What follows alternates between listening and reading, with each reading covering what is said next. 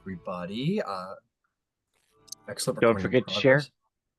Thank you. I'm all over it, but I really appreciate it. Thank you very much. Because I don't know what's wrong with me. For my fucking life. Let's share the screen. Get these out of here. There we go. All right. Well, he's scurry. He big. He big boy. I could have gone worse. I should have just been a great worm. That would have been. I've always wanted to throw a great worm at the party, but that's like a whole campaign. Whenever the Fizzbands book came out and I saw like the gem great worms, so cool. I know. I love just the picture of like the fire dragon's breath just like burning a city down. I'm like, awesome. Yeah, that and the mass telekinesis, really cool ability that the gem ones get. Okay, I was gonna do something that's gonna on this game, and we'll figure out what it was later. Okay. So, you all attended the Moonweaver ribbon ceremony in Lyrenborn, where you met Nyx, a bard of great power and apparently of planar travel who has come here through the Witchlight Carnival, who tried to make the celebration a little bit better and succeeded vastly. You all had fun, but you also had great trials. You defended the Crescent Conclave, the leaders of Lyrenborn, from an assassination. It was a close call, but thanks to the weapon of warning that Zarvolg possesses, not a single life was ended, and not even a scratch was had upon the Crescent Conclave. Very impressive secret servicing. With that, you all confronted a strange insectoid eyeball being who is pretty heavily implied that it was the sightless one, the creature that has been stalking Yvaine and the creature responsible for the astral scrolls. But thanks to the Moonweaver ceremony and all of your physical prowess, the creature was the lands were purified and the creature was cast out from the lands of Lyrenborn in the north. Saved from such evil. It was revealed, per it trying to possess her, that Beverly is a changeling, a creature of the Feywild. And Finch was just ultimate parent energy, was super accepting and nice, and Beverly is struggling with that very clearly. With that thing that had happened, that reveal with herself, what she's done, what youth all think of her, and you can tell that she's definitely in her angst phase, a little, going through some stuff. But more importantly, you guys were all you all followed your new clerical companion, Naelis Ildereth of Singorn. You followed him at the behest of the Moonweaver's prophecies into the Underdark, and for a short ways you traveled and came out to a most strange icy cavern. You were confronted by a strange wall where markings were done upon the wall depicting a champion of the Morning Lord and a champion of the Moonweaver fighting with great armies, with a great sword and a suit of armor, and fighting off evil. And being brought together in holy matrimony, and then giving their items off to new champions. And whatever came up last of the story, that part was sort of destroyed. You then confronted the last member of this druid circle who approached you with rather strange body behavior, sort of tells, a little bit crazed, and claimed to be the last keeper of this circle. But it was the expertise of Glint and Ember, who Glint and Ember, who managed to see that this was a ruse, and the creature burrowed forth out of its humanoid form into this great white dragon, and you expect it's probably not very friendly. So let's roll initiative.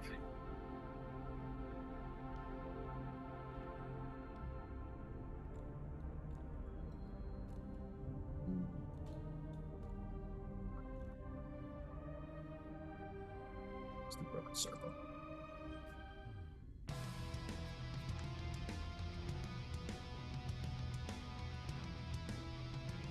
Man, there's a lot of you.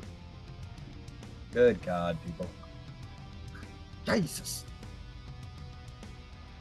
I got my work cut out for me. Got a lot of people to kill. Not a lot of time to do it. Oh, where am I, and am I fully functional? Did I use anything? I think you're functional. Why wouldn't you be functional? You're right there, by the way. You're like right in front of it. I don't know what happened I don't earlier. think you got injured at all or had to really cast much. Zarvolg was largely a machine gun while you were away. Yeah. I think you might have spent one hunter's mark, but that's it. Mm-hmm. I think Okay. that sounds about right. Yeah. I forgot that you weren't here. That's why I asked. I need to get a pen. So I'll be back in just a second. I need to go get a pen because pencils are killing me. 2 seconds.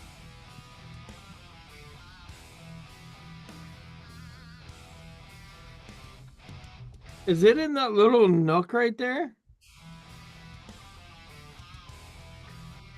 Are you in a cranny, buddy? Are you in a little dragon? breakfast nook? Yeah. Yeah, that's also the way Exactly out. what it looks like, yeah. Mhm. Oh, it's in the way out? Yeah, that's how we came in, and then the mural we just revealed was had a hidden door going deeper inside into some sort of hidden part of this shrine that's in this frozen sort of mountainous mesa that's exuding uncommon and unusual and probably supernatural cold, which, given the dragon, makes sense. It's blocking the exit with its toxic male energy. Is that what's happening right now? Yeah, it's man spreading. Yeah.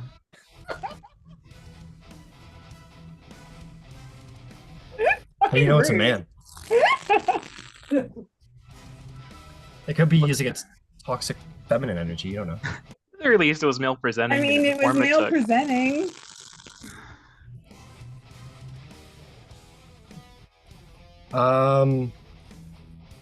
Is that really all the people I gotta roll? 3 of them?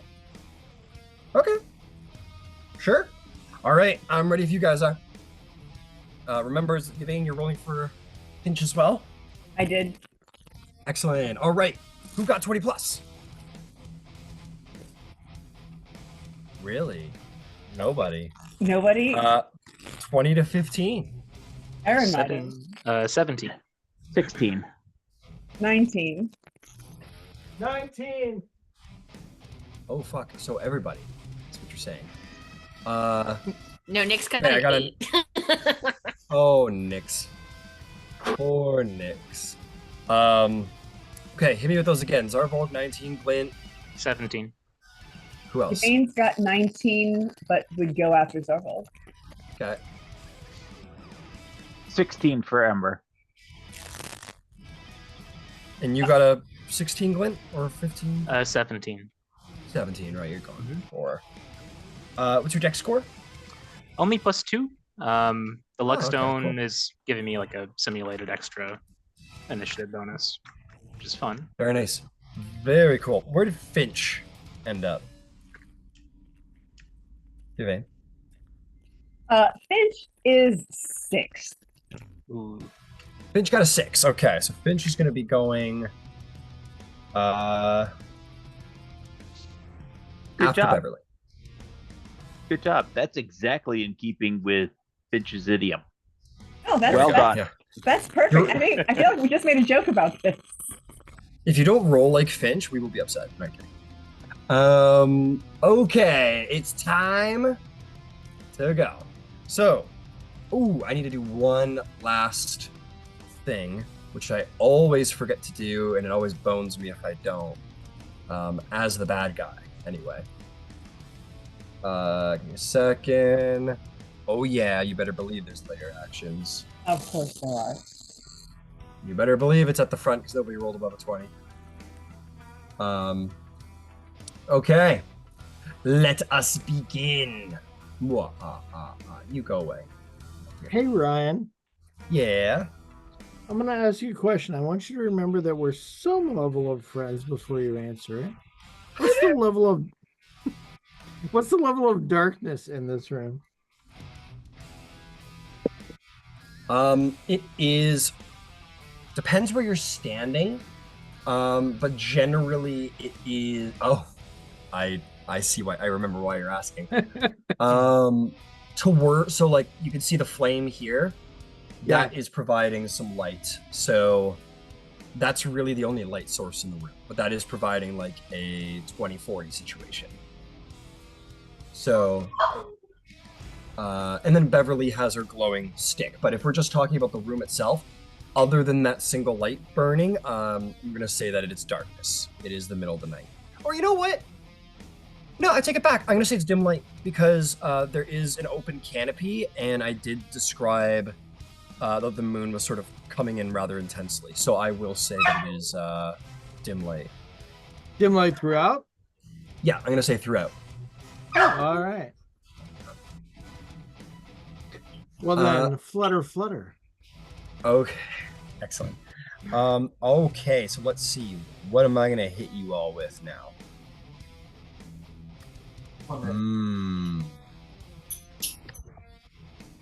Snow cones. I prefer cherry. Snow cones. I prefer cherry. Well, this is the lair action. No snow cones just yet. Appears whichever side. We're not gonna do that. Yeah, I kind of like that one. Okay.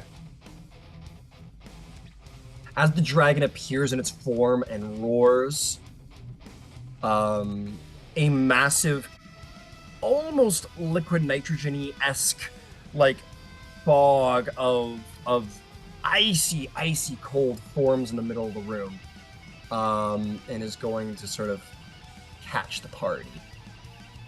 Now, with that said, I need... That's gonna be the whole party. Nix one skeleton. Alrighty. I need everyone to make con saves, please and thank you.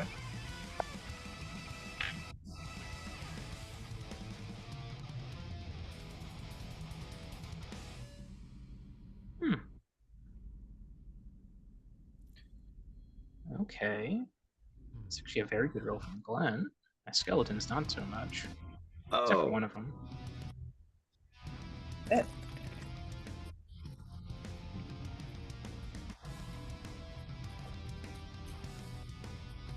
Yeah, let me go through. Wait, I think I rolled the wrong spot. It's con Where did you roll saving the con throw. save? So there's like the big bar at the very top that's just like the flat ability scores, and then there should be like a box right under it that says saving throw under it specifically. Oh, okay. Cool.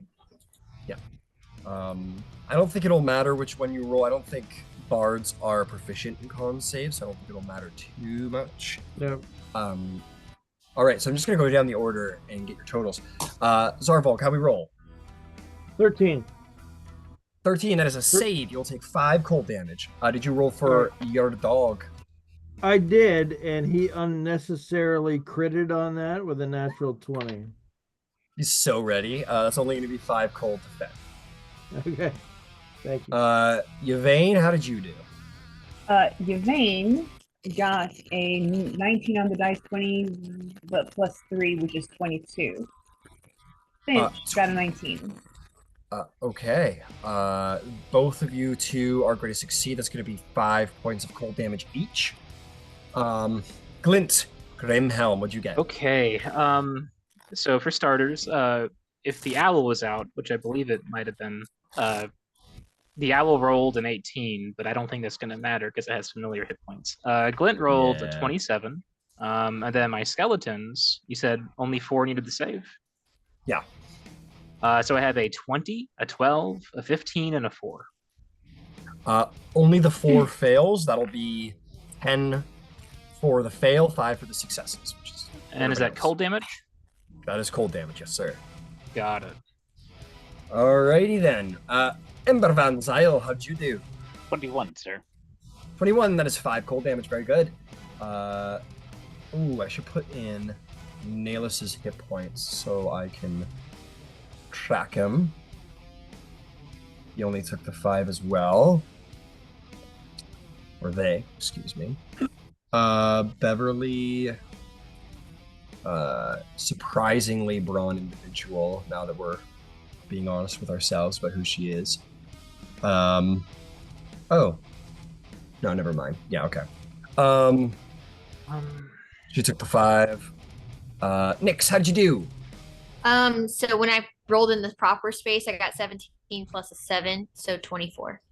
Very nice. That'll be 5 cold damage to you. And that should be everybody. So, could I opt to cast Absorb Elements on myself just so I can trigger Protective Verses and give someone some temp HP? Sure. I didn't fully register everything you said, but it sounded legit, so go for it. Got it. I got an Absorb Elements in there somewhere. Yeah, I was asking if I could cast Absorb Elements to see if I could get that to trigger Protective Verses. I'm double checking. Okay, yeah, so the charge expenditure is not a reaction, just the spell is. Cool. Okay, so I'm going to gain resistance to the 5 I took, which would be having it down to, I believe, 2 or 3, depending on how it bounced. let me ask you first. So, you're doing Absorb Elements, yeah? Correct. Okay. Okay, yeah, so that would bring it down to 2, absolutely. And then you would get the bonus damage as a reminder. Yes, and then I'm going to expend a charge for Protective Verses, the Abjuration spellbook, to grant 2d10 temp HP, and I'm going to give that to Yvaine, I think. Well, I'm afraid to say that within this fog, it is considered heavy obscurity. You cannot see anybody right now, other than kind of yourself. Interesting. Okay. Can you give it to myself? I would say you could give it to yourself, yeah. Okay, cool. I'll take it.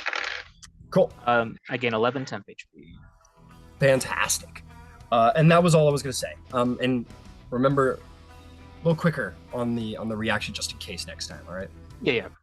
It's a lot going on. No worries, just as a reminder. Okay. And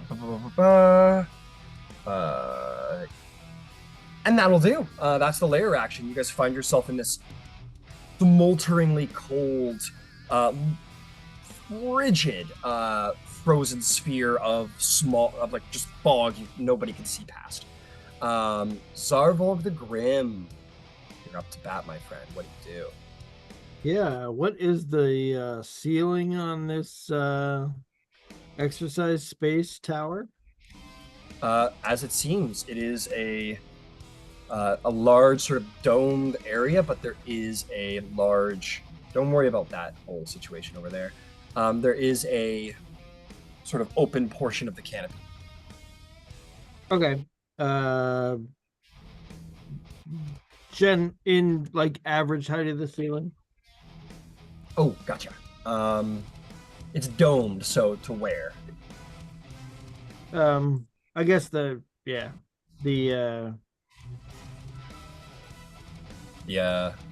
top of the I guess not top of the dome because it seems open. Is it not open? It's open. Yeah. So you okay, tell me what you want to do. I'm just trying to figure out how high this dragon can go. Oh, okay. I understand. So the roof is like directly above you. It's about 50 feet. And then the edge of the actual open canopy is about 60 feet. So okay, great. That's the top. So that's not like where it can get to. That's just like where its head can get to, so to speak. Sure. All right. Okay, fair enough. I am going to now I'm both heavily obscured and it's dim light. So I'm going to go ahead and use my movement and put both my hands on the edges of my cloak and fly up to that ridge right there in front of us on the left-hand side there. All right, you got 30 feet on that, right? I have actually 60 feet of flight. Got it. So you want to land right there? Oh, plus 10. I have 70 feet of flight. Oh, wow. So, actually, let me move to kind of the back portion of that ridge. More this way? Yeah. Up in there, up in that top portion. Got it. So you fly yourself over to here. We're going to call that 50 feet, at which point you sort of As land. long as I and can it's, still see it, I want to be able to still see it. So yeah, you can still see it. And as you land here, you feel the ground is a little slippy under your feet, but it's not a problem. You're a cool ranger. But as you look down, you will notice that not only are people frozen into the floor, but treasure. Treasure. Wow. People and treasure. Well, that was a fun flight already. Yep. So keep in mind, it does require you to hold both ends of your things with your hands. So as you land here, you have nothing in your hands right now, as a reminder. Right. Okay. Yeah. So what would you like fair to enough. equip? All right. So now I will equip my crossbow. All right. Yep. That's one free action. You take out your crossbow. Great. Okay. Thanks. So that's movement and free action. So I have bonus action and at least one action right now, right? That's right. All right. So bonus action, Hunter's Mark. Okay. And then,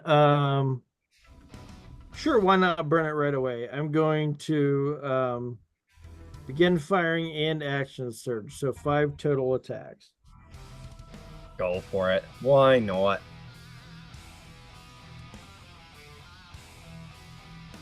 All at advantage, by the way. Of course. Of course. So that's a 27 on the first one. Do you want me to roll them all at once? Yeah, give me all the rules.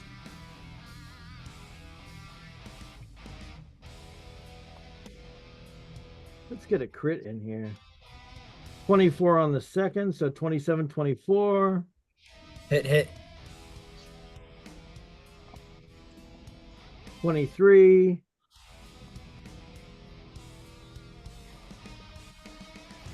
Yeah, hit. Oh, 15. 15 is a miss. All right, so third one misses. 20. 20 hits. So 3 of 4 now have hit. And 24, no crit. That will hit. So that's All right, that's pretty decent. 4 attacks. 4 hits. Yeah. All right. And those are all going to be this plus 1 Hunter's Mark.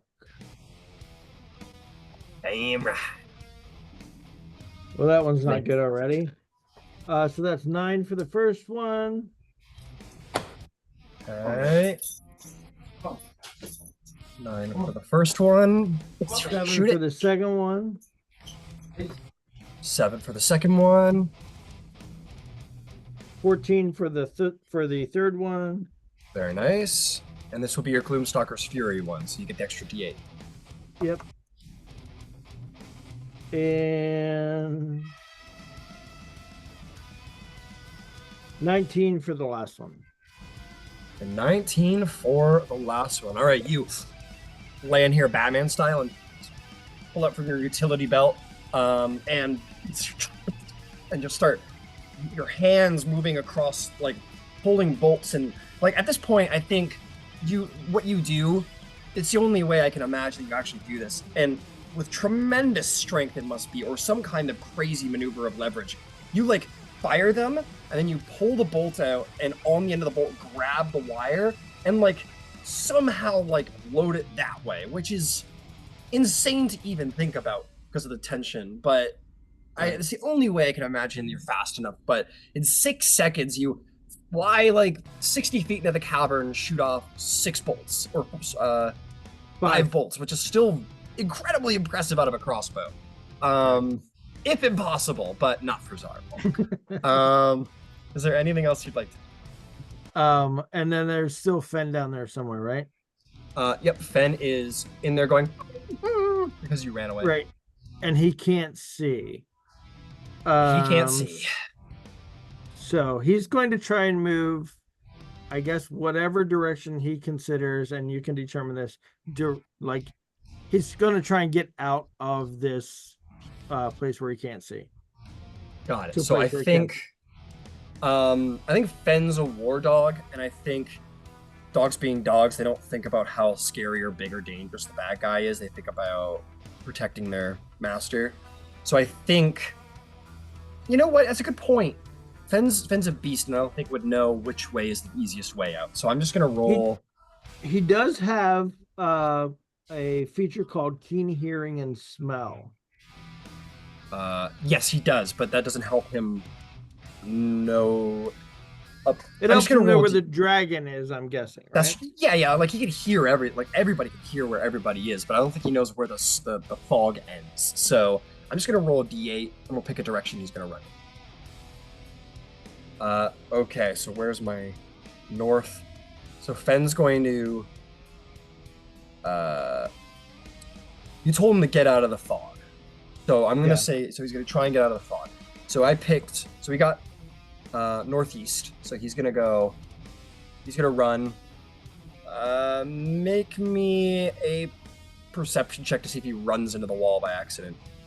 I'll give you just a straight perception. This is about his perception is pretty good. 20 dirty 20. Okay, he manages to slip by this beam, and with his 40 feet of movement he gets to here at 35 and escapes the fog. All right, what else? So he knows that he's outside of there. He can't see through the fog. That's right. I'm guessing now can semi-determine his relative position. Yeah. At this point, he knows where he's at. He can see you up me. There. Yeah, so he's probably running towards you, I imagine. All right, so I'm going to motion him to, to dash along that route. Okay, and so then he's 20 feet. He's got 20 left. Is he going towards the dragon? Yeah. Okay, and then he'll take his 20 feet. I guess right in that little rock nook there. See the little rock nook? Yeah, like he's gonna run out of speed about there anyway, so he'll run to here. Let's hide him in that little rock nook. Fair enough. Right, incredible. Fantastic. Yvaine, what are you up to? But before you go, I think it's worth doing.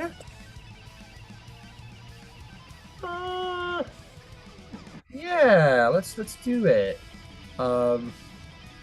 It's not gonna hit anybody. We'll hold off. What would you like to do? So. I take it back. Sorry, really quick. Tail attack. Giant reptile tail swings around and slams into the one skeleton that isn't in the actual smog. That's gonna be 30 to hit for 17 bludgeoning damage. Okay, and that's one that was not in the smog? Yeah, that's that guy right there, right in front of him. Okay, 30 with its vulnerability that is just enough to kill it. All right, 34 damage, and that is a pile of bones, and the dragon roars, probably feeling quite victorious. I apologize, Yvaine, it is now your turn. No, it's all right. So,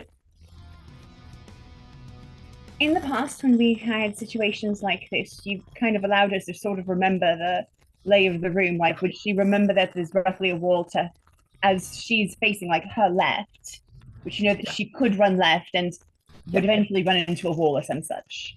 Yeah. Because that's what I would like to do. I would like to take my 30 feet of movement and move to the left and hope that maybe to the left, I will get out of the fog cloud. Got it. Is this screen left or is this Yvaine's left?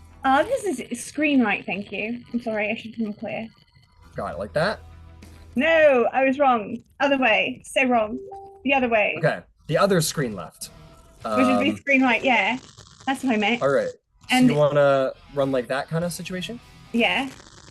Got it. So you run out of here, you kind of half bump the skelly, it's nothing to worry about, and at 25 feet, you find yourself outside of the smog cloud. Oh, nifty. Yeah. It's also worth remembering that along with Fen, none of you know if the entire lair is like foggy and icy, or if there's just like you don't know the area of the sphere inside of it. But you do now, Yvaine. No, but I figured I would know that there's a wall. Yeah. That's sort of what she was going for, is just not to be in the open and not to be in a clump with all the other people. Yeah, that wasn't for you. That was just a general reminder. Oh, all right. So, yeah. Thank you. Good.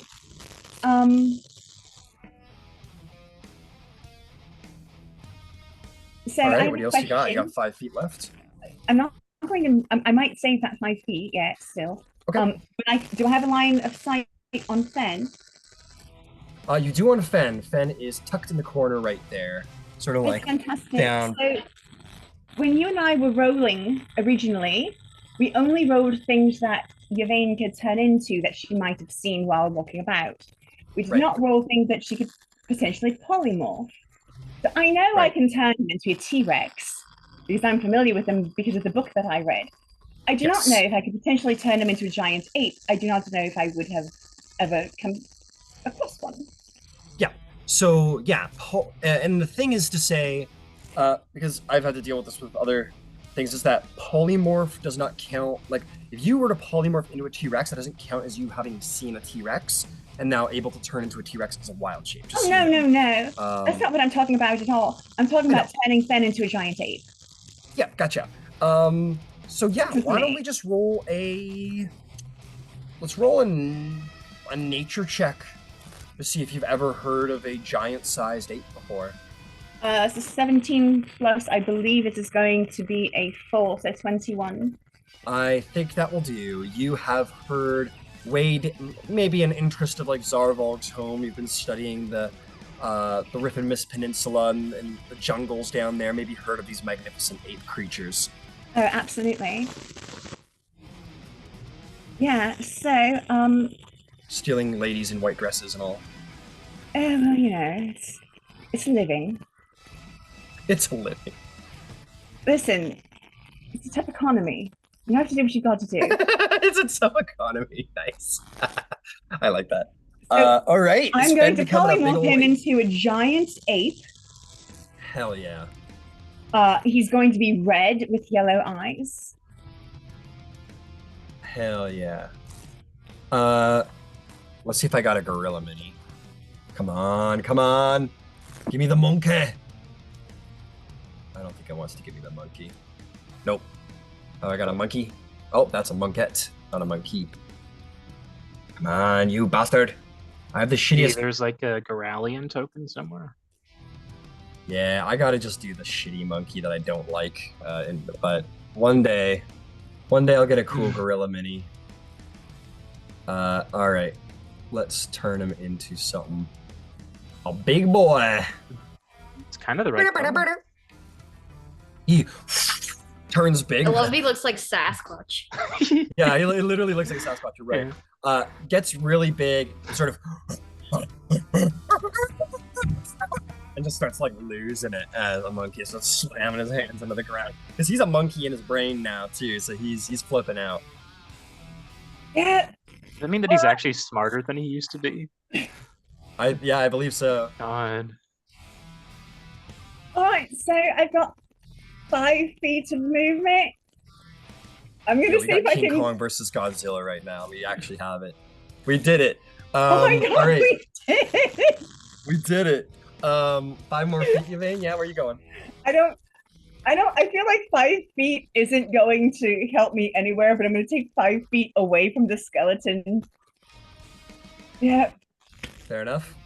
that's my round. All right, that's it. You're good. No bonus action. No, I don't want to draw attention to myself by throwing Yeah. out my wings yet. I'm going to wait. You don't want to try and look like a dragon and tell him that you're a cooler dragon than him. That's Oh fair. no, that's coming. I'm just going to wait until Finch has already gone once. Understood. I think the dragon's going to use his last legendary action. The dragon is going to do a wing attack. Debris is scattered across the ground as the dragon beats its magnificent wings and is going to fly some 40 feet into the air and let out a big old roar. Okay, Glint Grimhelm, what are you doing, my friend? Ooh. So Glint remembers the mural had some pillars along it, and I think he's going to try and back away towards the direction of those pillars to see if he can get to a point of cover.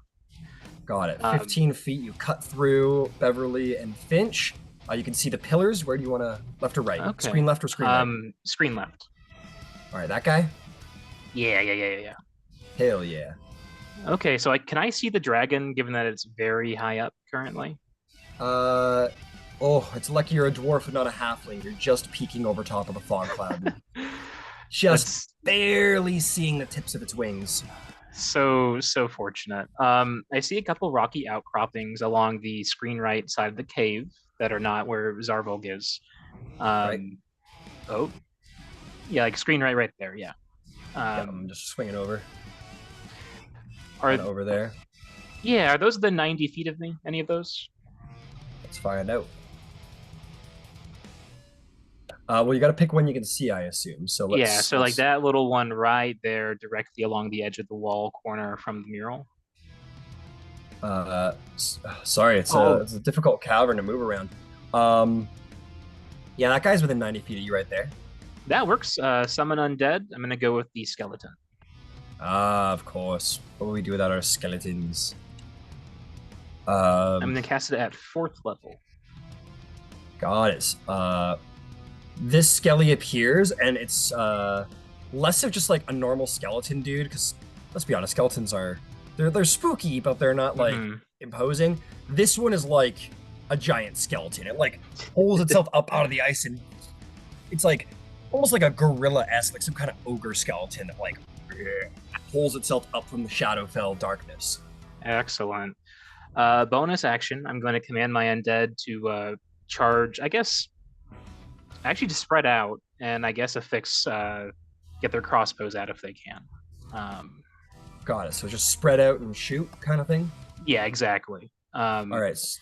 So I think they'll go towards the walls. This one will get out and land here. We'll say 15 feet. They're just gonna run towards the walls, which will get them free. This one gets 30 feet over here, takes out its crossbow. This one's gonna run over here, see Yvaine, run to like here, about 20 feet. And there's one other guy hanging around here somewhere. I think towards the mural because he was playing bodyguard, maybe. Where'd he go? There's one's dead, but there's 4 left. Oh, it's under the ape. It's under the monkey. Oh, it's precious. I got a little overshadowed. So it's going to run over here as well. That's fine with me. So that's my action and bonus action. The summons turns roll out. I'm just going to start firing off a lot of attacks currently. Absolutely. Okay, so I'm going to settle the skeletons that are not summoned first. Fantastic. So they have +4 to hit. The necro skellies, not the conjure skelly. Yeah, it's actually pretty good rolls for 2 of them. 20 and 20, both non-natural, and then a 13 and a 12. A 20, a 20, a 13, and a 12. That's 2 hits. Alrighty, and then I'm gonna also toss in the 2 summon attacks that it has. Fantastic. Which is better to hit. Okay, let me double check the spell attack bonus. Perfect. Okay, that's going to be a 21 and a 20 at +9 to hit versus the +4. A 21 and a 20 will both hit. Cool. So for the physical damage of 2 crossbows, it's going to be an 8 damage and 10 damage, respectively. Okay, so 18, fantastic. And then the summoned undead, let me grab that.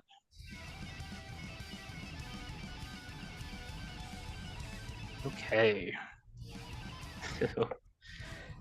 First hit is going to be 15 necrotic damage. 15 necrotic, okay. Second hit's going to be 14 necrotic. 14 necrotic, got it. All right, well done. Is that it? Is your army done firing? that is their collective turn, yeah. Fantastic. This dragon just like roars and it does well against one of them, but it's being just like shot full of crossbow bolts in it. Roars angrily, and it is its turn now. It is going to roar ferociously, angrily, frightfully even. I need everybody to make wisdom saving throws as the dragon roars so much so it burns into your very heart. Alrighty. Said wisdom save? Wisdom saves. Okay. It's a very scary dragon. Beverly is unafraid. Nahlis is like, oh god. How do I roll for Fen? Are you gonna roll for Fen? No, you roll for Fen. Wisdom save. With his normal wisdom? Normal wisdom, that's right. Okay. Oh, no, as his monkey wisdom. My apologies. Yeah. I understand why you're asking me now. Sorry, I'm moving a little slow today, apparently. Let me get out some giant monkey stats. +1. Roll. Oh, there you go. Monkey. Is it +1, really? For wisdom, For a yeah, they got a giant- 12 wisdom. For a giant 8. Giant monkey's a +1 wisdom. Yeah. Oh, It's like sorry. 5 or 6 intelligence. It's Again, pretty... my brain was going to fucking... I thought your intelligence for some reason. I was like, oh my god. Sorry about that. I'm not on my A game today, apparently. I apologize. Okay, yeah, let's go through. Ember, what'd you get? 18. You're saved, my friend, and you will be permanently saved from Dragon Fear for the next 24 hours. How Naelis is frightened. Nyx, how'd you do? They got 16 plus 2, so 18. Very nice. You are immune to Dragon Fear for 24 hours. Beverly is similarly immune. How did Finch do?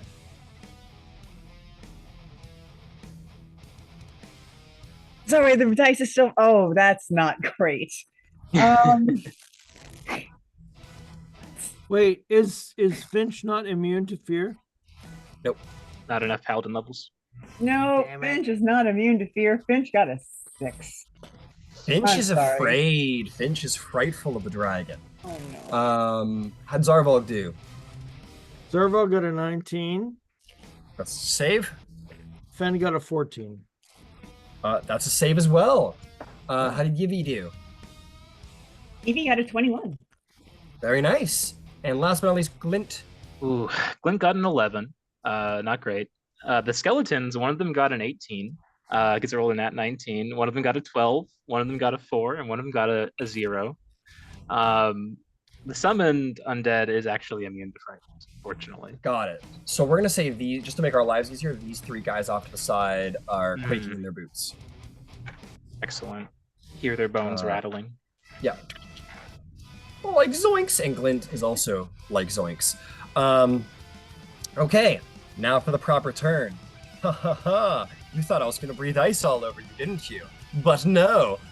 It's going to swoop down at you, Zarvolg, first to shoot it full of stuff. And it's gonna try and grapple you, actually. Alright, motherfucker. Wanna go, motherfucker? Let's see here. I just wanna check grappling with big boys. It's still a check, I just wanna refresh myself. Okay, yeah, that's the only rule. Okay, my friend. I need you to roll me a athletics or acrobatics check as it attempts to grab you in its claw. Okay.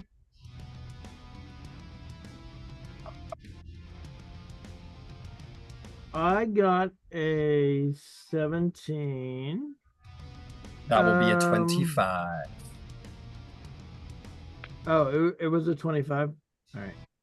All Well, right, you saved me from burning a saving face, so that's good. Got it. You're looking at it and you're like shooting. You're like, oh fuck! And then it comes down and like slams its claw onto the ridge side and sort of like scoops the rocks, and you're sort of in there. And as it has you in its hand, as it only descended, if I'm not, like only like 20 feet if I'm not mistaken, it is going to fly up and away. Up and away. 60 feet. It's going to take you with it. And while you're going with it, my friend, it is going to try and start taking chunks out of you. So are we applying advantage to grapples next session or this session? What do we think? I'm just kidding. I'm just kidding. All right. I do like it. Yeah, I just wanted to get a little opinion before I apply anything. So don't worry, I'm just gonna do straight rolls for now. Okay, we're starting with a claw attack. Ooh, lucky you! It tries to slash at you, but it completely misses. And then it's gonna take a bite. That's gonna be 26 to hit. Yeah, that is. That is going to be 22 piercing, 3 cold damage, sir. Ow! And that is the turn. That'll bring us to Ember Van Zyl. You don't know much of what's going on except there's fogs all around you. What do you do, sir?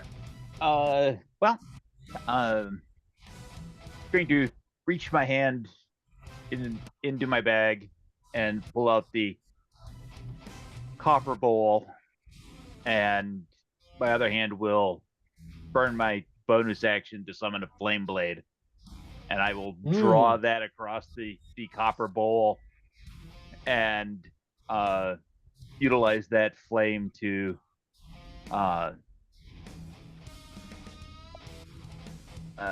summon my fire elemental. Because I believe fire burns off fog. Absolutely. So, as if you had cast the Conjure Elemental spell, so I'll allow it. Okay, fantastic. Flame Blade. You call forth 10 foot cube within range, 5 or lower. 10%. Call forth, choose an area. It's a 10-foot cube within range. Yeah, it doesn't say anything about sight. Okay, where do you want to put the fire elemental? I'm gonna put it right next to me. Incredible. The ultimate goal was to, be able to burn off the fog. Absolutely. So other people could see. All right. It starts appearing, and this is all a matter of like quick seconds, but as it appears here, you imagine, yes, indeed, it is beginning to start to burn off fog. Especially cold fog, and it is alive in there. And for a move, I'm gonna move kind of stream left to that like rock pillar and where the busted skeleton is. Right over there? Yeah. All right, cool. So we'll put you back a bit. 20-footer over to there. What else? That's bonus action, move. That's everything. Got it. I think my big dragon here wants to complete his ascent, so we're gonna waste no time and perform a legendary action to do a wing attack. I need you to make a dex save, Zarvolg. Oh, yeah.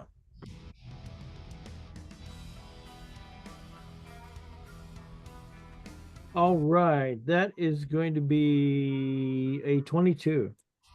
A 22. So you sort of like, as you see the wings going in for like a massive beat, you kind of like hold on to the actual arm of the dragon and brace yourself against the crazy wind, and you will not be bludgeoned. You manage to like hold yourself strong. You're not like ragdolled and hurt. But the dragon is going to continue its flight and move 40 feet here and sort of he'll kind of move to the edge. He doesn't want to get, we don't want to get hurt any more than we've already been hurt, so it's gonna just sit here with you. Boom. We're on the, it landed? It landed, yeah, it just landed on the roof. All right. All right, that is going to bring us to Nahlis Ildereth. Nahlis is going to have a similar idea. He's going to try and move out of this god dang fog. So keeping his hand on the wall, 10 feet, 20 feet to here. Nahlis has got some tricks. Let's see what Nahlis can do.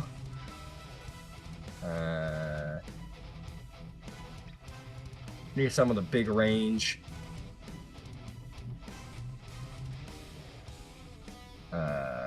Come on, what do we got, big guy? Need something with a lot of range.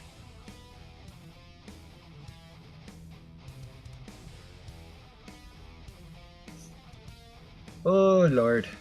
Oh lord. Okay, let's see if 120 feet even gets us close. Gets us to the edge, but it doesn't get us fucking damage. I might have something. Ooh! Might have something. It's probably not going to work, but we're going to try it. Yeah, that'll hit. He is going to look up.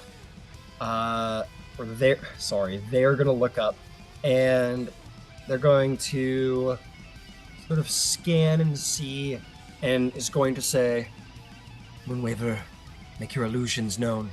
And it's going to cast Hypnotic Pattern. Oh. Each creature in the area who sees the fire. So wisdom save from big old dragon. Each creature, me too. No, you'll actually quite fortunately just be out of range as he's like holding you in front of him.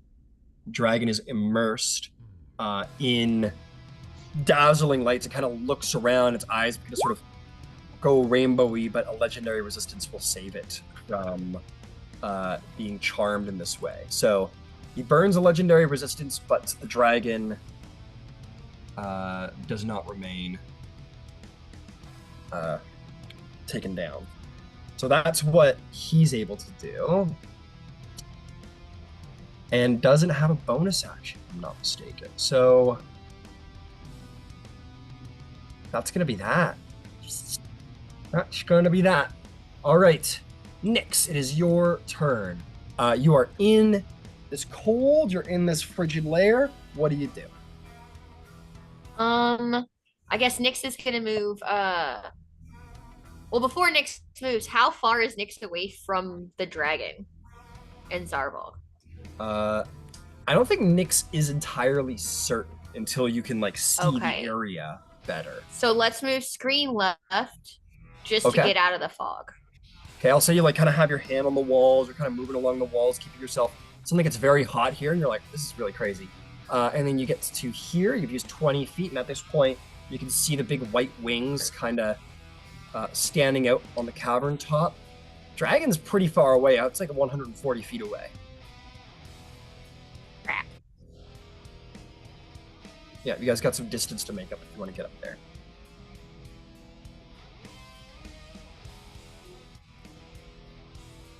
I can use the other 10 feet and then I can use phase step, right? That's right. Absolutely correct. So you want to Okay, 10 feet let me- closer. Yes. So you get like right up behind Ember. You want to face step. How far does face step take you? 30 feet. That could get you up on that ridge if you want to.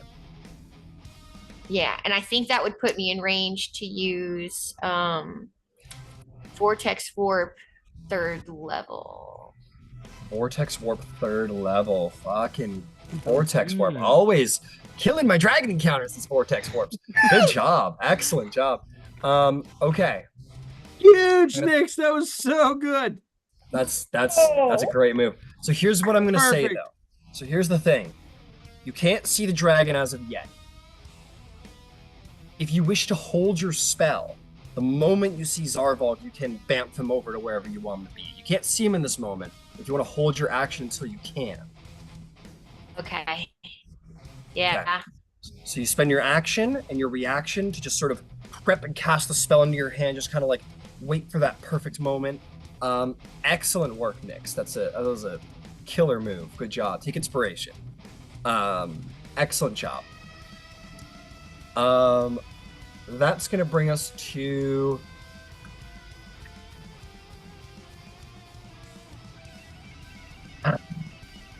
you know what? We're not gonna deal with it just yet. Ooh, maybe we will. Zarvolg, I'm gonna send you a quick message. Yep.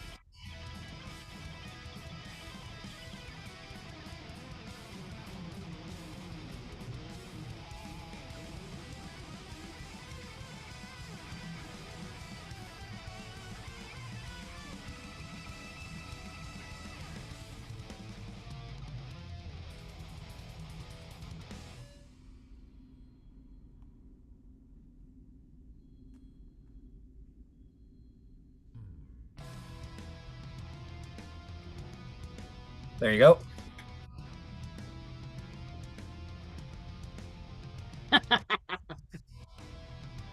How hurt are you? Are you bloodied? Let's see. I'm not quite bloodied yet now. Then it's going to spend a tail attack and sort of slam you into the side of its tail, punishing you. All right. That's going to be a 30 to hit. Oh yeah, that is. and you are going to take 12 bludgeoning damage as you're slammed into the side of its tail. Now I am bloodied. Excellent. All right, it is Beverly's turn. Beverly is probably going to take a step back, realizes she's out of the dark. She's like looking around. She doesn't know what to do. I'll say she even like looks in your direction, Glint, with like a look of like, just like, she looks a little uncertain of herself. Would you give her any direction? For Beverly? Yeah. Ooh. Beverly, you might want to get to cover. I don't think you'll be able to get up there, and if it comes down here, you don't want to be directly in front of it. Right. And she'll just kind of like perch around the corner there, and kind of like keep the spear sort of aglow, trying to like provide light, but she doesn't really do much more than that. She's a melee, and she doesn't have a lot of mobility, so that'll be that. Okay. Time for the big question. What does Finch Andegard, who is frightened, by the way, what does Finch Andegard wish to do?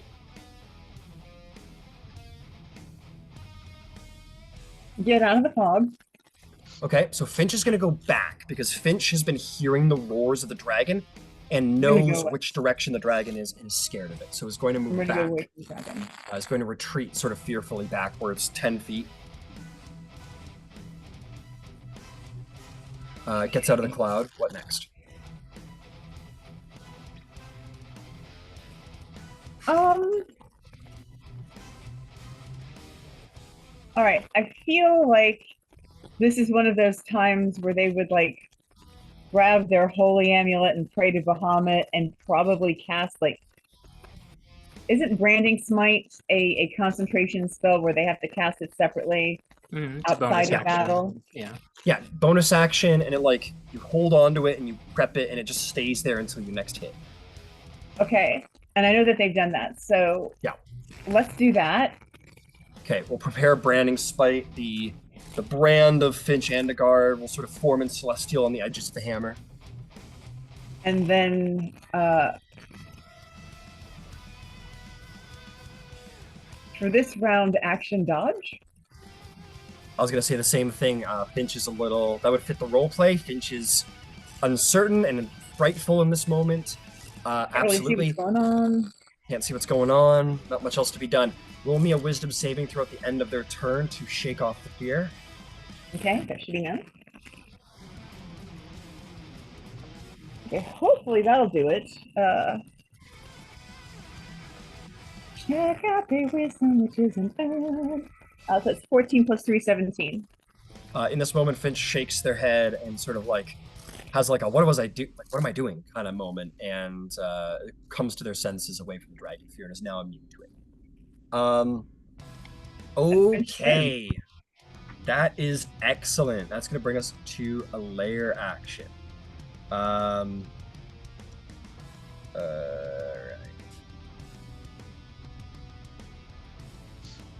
Does that mean the fog dissipates, or does That it is- remain? Yep, that's right. I'm just figuring out what I'm going to do.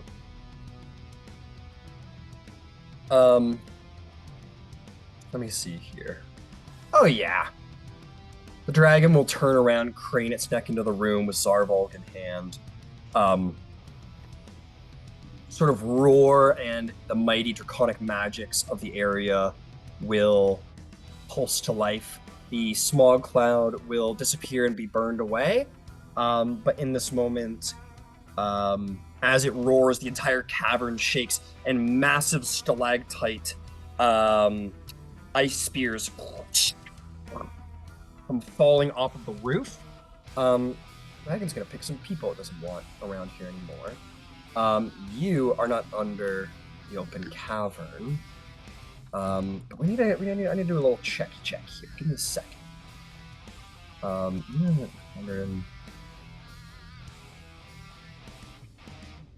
Okay, let's see what we got. Oh, fucking probably nobody, actually. Did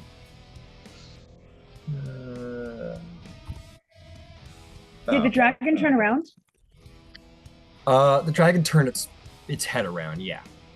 But Is I know what you're allowed gonna... to use their action? You can't see Zarvolg in this moment, as of yet. I'm afraid to say, sorry. This was just turning them. Yeah, you're. He's like kind of holding you right here, and like it's so close. But this isn't in its actual turn. This is its lair action, so it hasn't taken its turn yet. This is just an area of effect, so to speak. So dragon is going to roar, and basically these spines of ice are going to shoot up out of the ground. And it can only really see 2 people, so only 2 people are going to get him.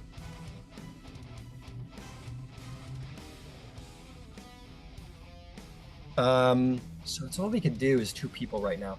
So Nyx and Big Monka are going to get him. Is there any way for Nyx to use shield as a reaction? I'm afraid as holding your action to cast the vortex warp, you have spent your reaction to be able to react with the spell. So your reaction is spent, I'm afraid. However, you are lucky. I only rolled a 10 to try and get you. So you're like holding it, and the whole cavern rumbles, and the spine of ice shoots up, and you kind of dexterously lean back, and it misses you. So you're still holding the spell. You're good. Let's see if Fen is as lucky. Fen is not probably quite as lucky with a modified 20 to hit. That sounds like it hits. You have the monkey stats. I do have the monkey stats, and the monkey has a lot of fucking hit points, so I don't think he minds too much. 157 hit points. Congratulations. God damn druids. Congratulations, you've just given the monkey a club. Well done. Honestly. You did. Ice shard spines out and hits into your big monkey. But the monkey lives, and the dragon roars, and that will be that, bringing us to your turn, Zarvolg. You are held in hand. It looks at you and says, "Oh, it's all weakly. What am I going to do with you?"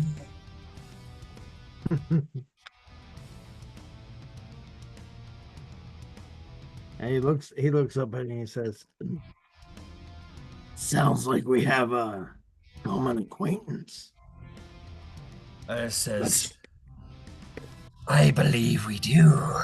The problem is, it is not an acquaintance to you. It is a master to me. And a destroyer. You are my prey, little creature." And Zarvolg, as he readies his crossbow to shoot, will say, "To the predator." Yeah, okay, fair enough. Go for it. Say to the predator? Yeah. Very nice, very nice. Cool. And I will... Sounds like a great time to fighting spirit this. Great time to fighting spirit this. Okay.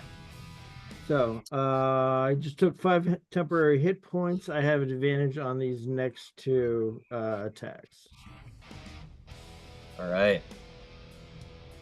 Which I needed. That's an 18 to hit Yeah, you fucking on the first attack. blasted at point range. Yep.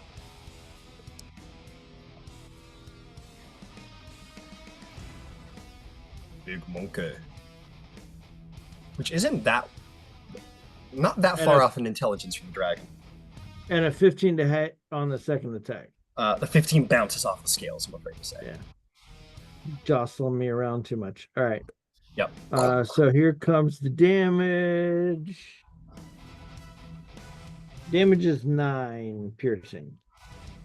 9 damage. The dragon is bloodied in it. Roars angrily at you. Is there anything else? Yeah, Fen. I imagine Fen's right. just coming to get you. Yeah, Fen is trying to make his way to me, whatever he thinks that means. Oh, but Fen's under the earth because fucking stupid Tailspire. Sorry, hang on. All right, here we go. I was hoping to throw the ice back. Maybe let's play into that. Maybe. Oh my god, motherfucker! Sorry. Fucking Tailspire. The dog's just diving into every pile of snow it sees. Yeah. Just like, it's like, no, bad monkey. Work with me. Like a fox. The way high jump and then to dive back in. Yeah. All right, let's try this one more. Oh my god, this is so frustrating. What the fuck? Okay. That's come quicksand. On. I swear to God, it's quicksand. Lair action, quicksand. Oh my god, I'm losing it here, guys. Okay. Okay, we're doing this differently. I can't handle it. Okay, 20 feet to get up there. Boom. Ha, take that, Tailspire. Motherfucker. All right, so not to tell you how to gonna... manage this movement, I'm sure you know it better than I do, but I was considering like jumping and climbing speed. Are those factors in this? Yes, but it all goes into the same length of movement. So okay. So to get to like that height, yeah, you know what? It's a good point. Thank you for bringing that up. So it'll get to here at 35 with 5 left. It's going to move over to here. I'm going to have the big monkey make me a athletics check, which I'll roll. Yeah, it's doing just fine. It's a very strong monkey. Opposable thumbs on the toes. As it gets there, it indeed does have the ice spire in its hand, and it and like fucking fucks it up at the dragon. And it's gonna make an attack roll. Roll me a d20 plus 9. Zarvolg. Oh yeah. Oh fuck yeah, that's a 27. 27, that will well beat. Oh, I'm sorry, 25. Cover. I'm sorry, 25. I misadded. 25. 25 still beats its 3/4 cover because it was pretty obscured, but then in a perfect monkey, like War of the Monsters, King Kong throws it like a javelin, and it slams into the side of the dragon's head. Roll me 7d6 plus 6. All right.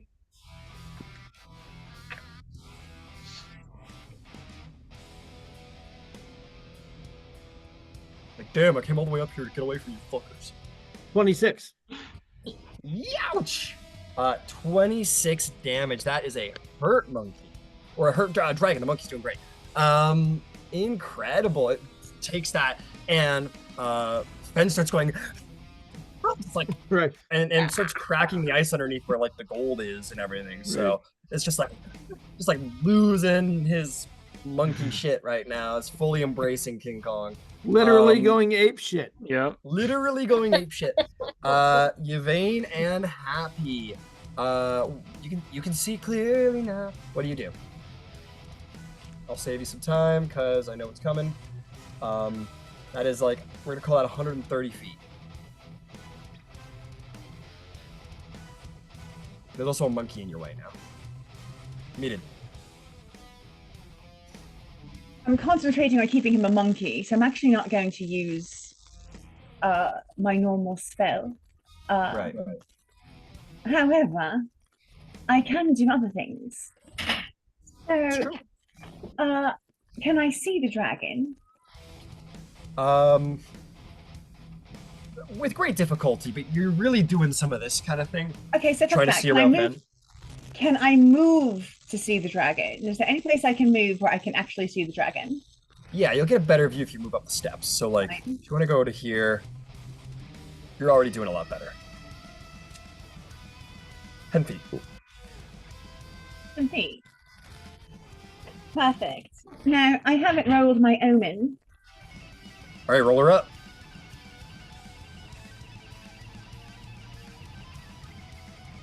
I'll be damned. It's actually an 18, so it's wheel, which never happens. It's always the opposite of what I want. I don't know that I'm going to need it, but now I know. So how shitty do I want to be? I'm feeling very shitty, to be honest with you. So I think, because I am feeling spicy and it has my Zarvolg, so I'm going to cast a guiding bolt at 2nd level. What is the range on that? The range on that is 120 feet. Am I out of range? You are, but you got speed, so let's move you forward. Why don't we say 15 feet over to here? Gets you a little cover too, and that will get you in the 100. Yeah, it's a little far. we'll use the last of your movement to get you that last 5 feet, and you'll be in range. That sound Done. good? That sounds perfect. Sweet, go for it. Make me a shot. It will have significant cover, though. It's just like barely peeking over the edge of the ridge. I don't care. I'm actually pissed off Fair right now, enough. to be honest with you.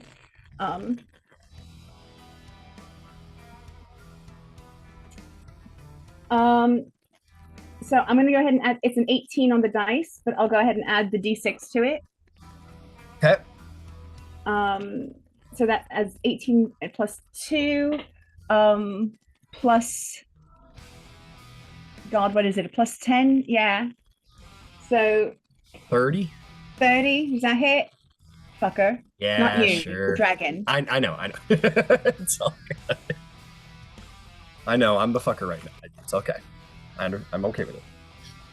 I knew what I was So doing. 18 points of damage, and it's fucking glowing right now. Next person to hit it gets advantage. All right, you hit it in the head. The dragon's probably in its head going, what the fuck? I should be really hard to hit. And you blast it in the head, and it begins to glow with the light of the Moonweaver. The light of the moon just sort of like, it's almost like two beams meeting each other, and you sort of like crash into its head, and then that moonlight almost seems to wrap around its head and create this faint, ever present glow that's just enough to help you aim. Well done, Yvaine. Is there anything else? Yeah, in undercommon, she's going to say, "Stop fucking around and kill him already." Cesar.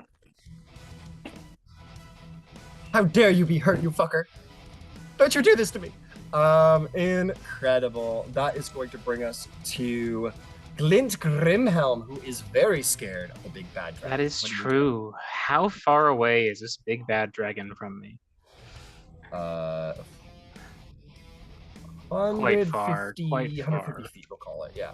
Okay, so I don't think I can really cast any of Glint spells on it currently. Let me double check real quick to see my options. And I don't want to ready a spell because that takes concentration. So I think Glint is going to simply dodge because I also cannot get closer to it. Okay.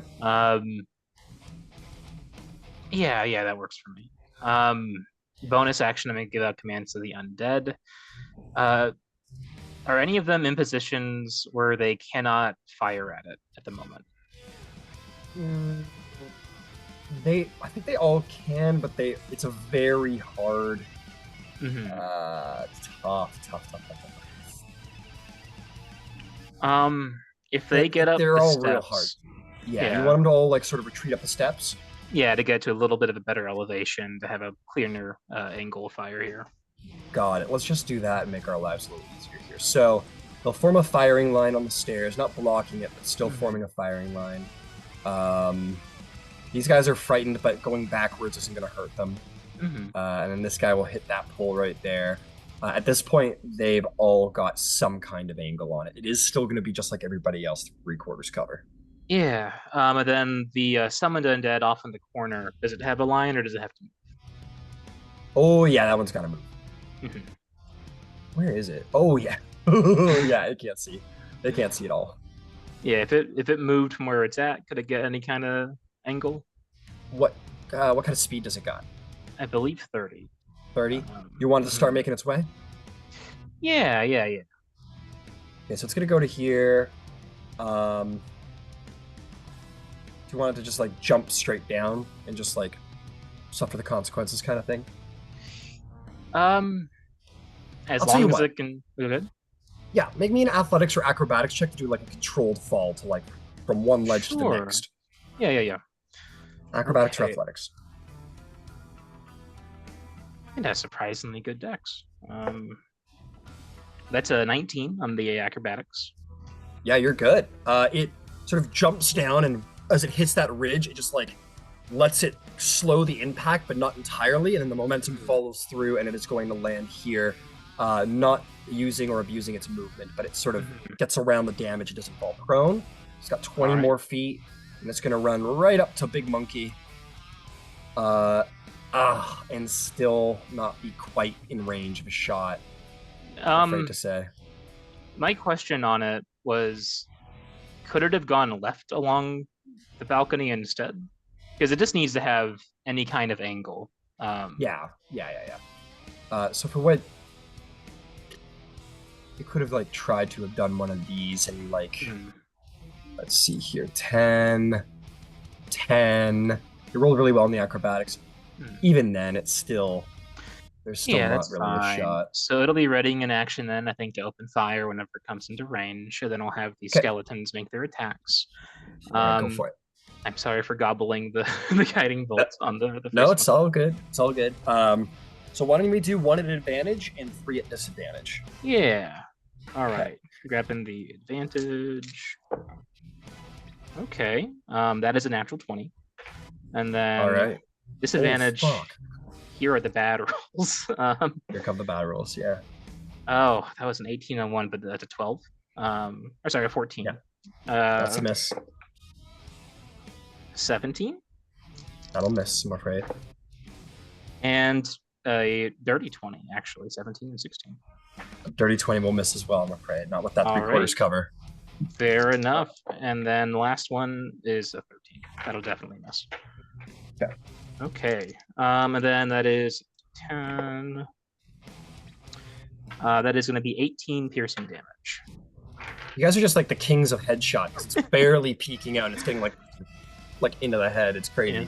Its other die is a 8. 5, so I'm really glad for that guiding bolt. Yeah, you guys are doing a pretty good job considering it's like barely peeking out from way up there. This is like a hard shot to make.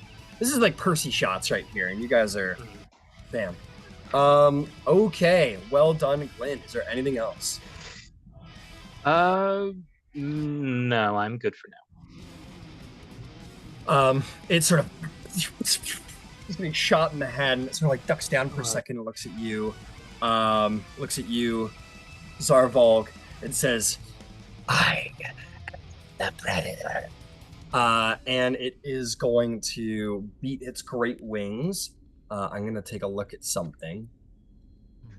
Just going to take a little peek-see at something here. Just a wee peek-see. Come on, you motherfucker. Make it happen. There we go. And I've been doing the cones wrong this entire time. It's 56, not 52. I've been chinsing myself. Okay.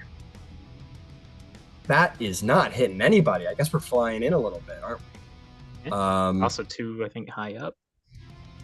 Yep, 2 high up. We just want to catch even like 1 extra person. It's really hurt, so it doesn't want to hang around too much. You know what I mean? Mm-hmm. So we're gonna say, I got to do some planning here. Bear with me, because this isn't going well for it. Okay, so that's like 30 feet there. I know there's held actions and stuff, and we're gonna get to those, I promise. Just bear with me if you don't mind. We'll get the shotgun out of the way first. Yeah, let's get the shotgun out of the way. That's exactly right. Damn, you guys are totally gonna fuck it over. So the dragon, with Zarvolg in hand, is going to beat its big wings, sort of just fly ever so slightly into the cavern, dropping down just enough. And as it puts Zarvolg like right up to its mouth, it bears back, and all of this liquid nitrogen gets to pour down its mouth. And Zarvolg, you have like a goodbye world. I'm sorry, Mom. I'm sorry, Dad. But in that moment, You did. Nyx, you want to let it off? Oh, the vortex? Yeah. All right, you catch Zarvolg with the vortex warp. Where are you sending him? Where do you want to go, Zar? Outside of the cone.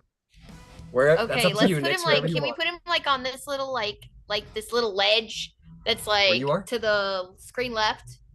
Up here? Maybe a little further back. Out of the Maybe a little cone. further back, like over here. Like a that's little all out of the closer cone. to the dragon, I guess.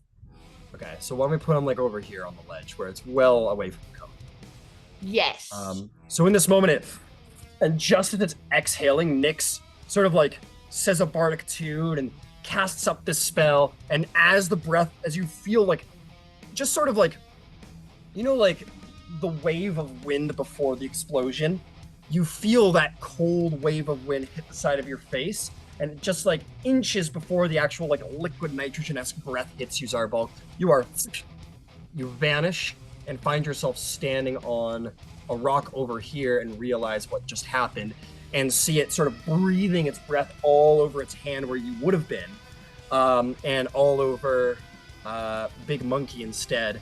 I need a that is going to be a con save from the monkey. That's going to be a 10. That's unfortunately not a success for Fen, but I'm sure Fen won't mind. Taking 60 points of damage. Bam. Okay. Oh, that was the wrong thing to do. I gave it points instead. The monkey's not dead yet, but as its hand, as like the breath weapon goes by and it sees there's nothing in its hand, it kind of like looks around, sees you on the ledge, and kind of down at you, Zarvolg, very angrily, and it is going to turn its tail, and it's getting the fuck out of there, because you guys are some annoying ass adventurers. It flies to here with its last 40 feet, well out of range of attack. My question to you guys is, does anyone want to, or better yet, have the means to pursue this dragon at this time? Couple things. My summoned undead did have a held action to shoot it whenever it was in proper line of fire for it. Yep. Go ahead and take that now. Yep. So that is a 22 to hit. All right. That is a 22 to hit. That will hit. Alrighty. Okay. That is going to be 13 points of necrotic. Youch. All right. Well done. Very, very bloody. Yes, Yvaine. Can hear you.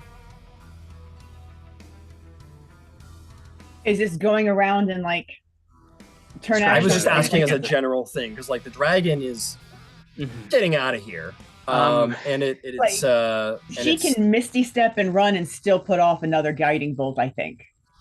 I have because it's 120. It's 120 whatever, 120 feet. I'm gonna say, yeah. Go ahead, Glint. How far is my undead from the giant monkey? Well, very quick. I want you to make a wisdom saving throw, Glint. I forgot to do that. Yeah, I rolled a 19 at the end of my turn. I tossed it up in the chat. Yeah. Nice. You're no longer the skelly ran the other way, so it's pretty far away from the monkey. Okay, because I'm wondering, we have a bard that has fly. We have a huge-sized giant ape. Could we do Operation Flying Monkey and have the ranged characters on the monkey? Yes. Like gun turrets. Okay, let me just test that really quick. So, because honestly, I don't know if I don't know if you will, because the dragon's fast. It's much faster, and it's got a head start to wherever it's going, and it is like pitch black out there in the landscape. So, at the end of the dragon's turn, Ember, would you wish to pursue? Do you have the means to pursue? I don't have the means. Okay, Nahlis will be happy to simply run over here and like, he doesn't know if combat's like fully ending yet, but he's gonna run over here and A, no longer be frightened, B, just throw a little healing at you, Zarvolg, just in case. Yeah. Why not? Why not? That's a nice. Oh, does he not have a healing word prepared? Never mind. Sorry, deal with it. He will once the cleric. Yeah, he's not actually, but once the combat's over, he does have like touch stuff. Nyx, do you have the means or want to pursue? No. No. Okay. Beverly certainly doesn't. Finch. You have a held branding smite. Or not a held, but you have casted branding smite. Other than that, you are the back of the room. Well, that's lame. I hate that for me. Yeah, you got dragon feared and ran away. Ew. Ew. Ew. I mean, the only way that I would have means to do that, it's not practical, which would be like summoning a steed and trying to use that. So that's like a 10-minute cast time. So I don't think that would work. Long gone by then. At that point, the dragon would have 40 40 foot flown ahead, and then used its lair action to make an ice wall to block that exit. There's a monkey. Sorry, distracted. I think it would try and block the lower exit because small people aren't good at flying. It's generally what its big brain tells it. But just blocked the entrance there. Zarvolg, do you have the means or wants to chase down the dragon? No, I don't really have the means, and also like I just don't think that's his reaction in this instance. So Fair no. enough. Got it. Yvaine?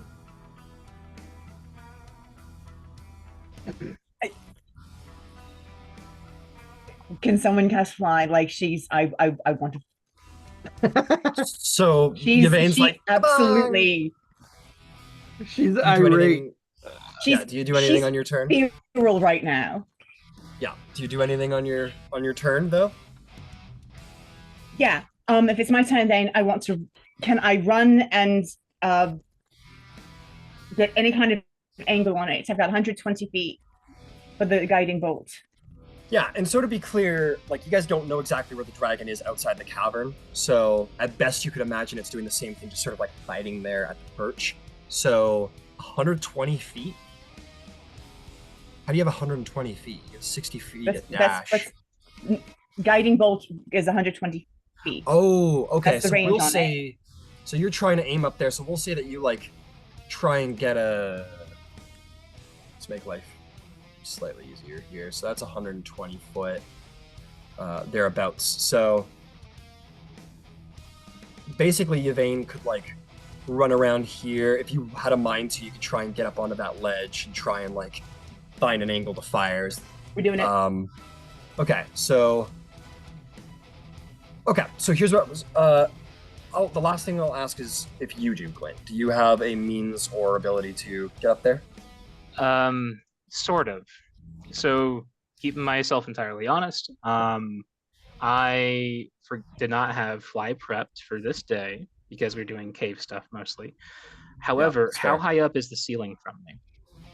So yeah, I'm just gonna say, Yvaine, you kind of like run back and forth to try and get an angle because you can't really get too much of anywhere that would aid your angle at 120 feet without dashing, and you need the action. So I think it makes sense that Yvaine just kind of like trying to get an angle.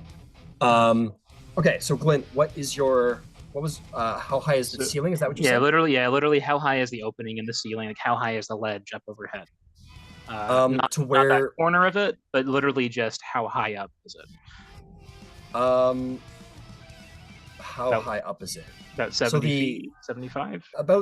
If you're meaning somewhere that you can see to try and like land on via teleportation, I'd say like 90 there, maybe 85 right there. So what I'm thinking is effectively dropping concentration on the 4th level summon undead to fling out a 3rd level summon undead, because it has 90-foot range, to summon another archer on top.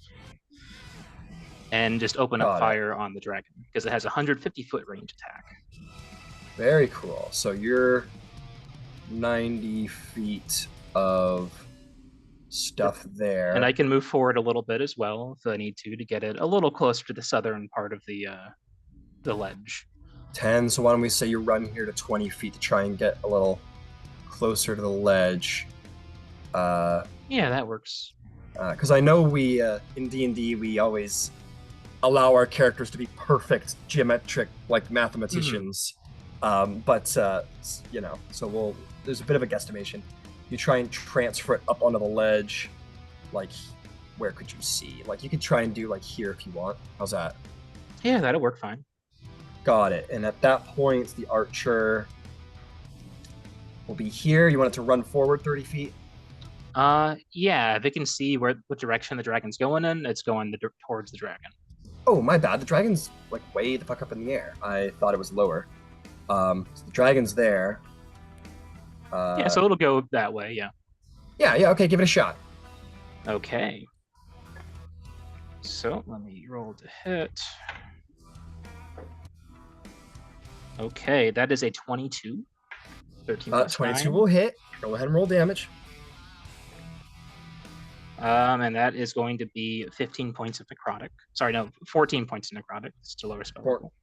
All right, take one last sort of sucker shot in the back of the head.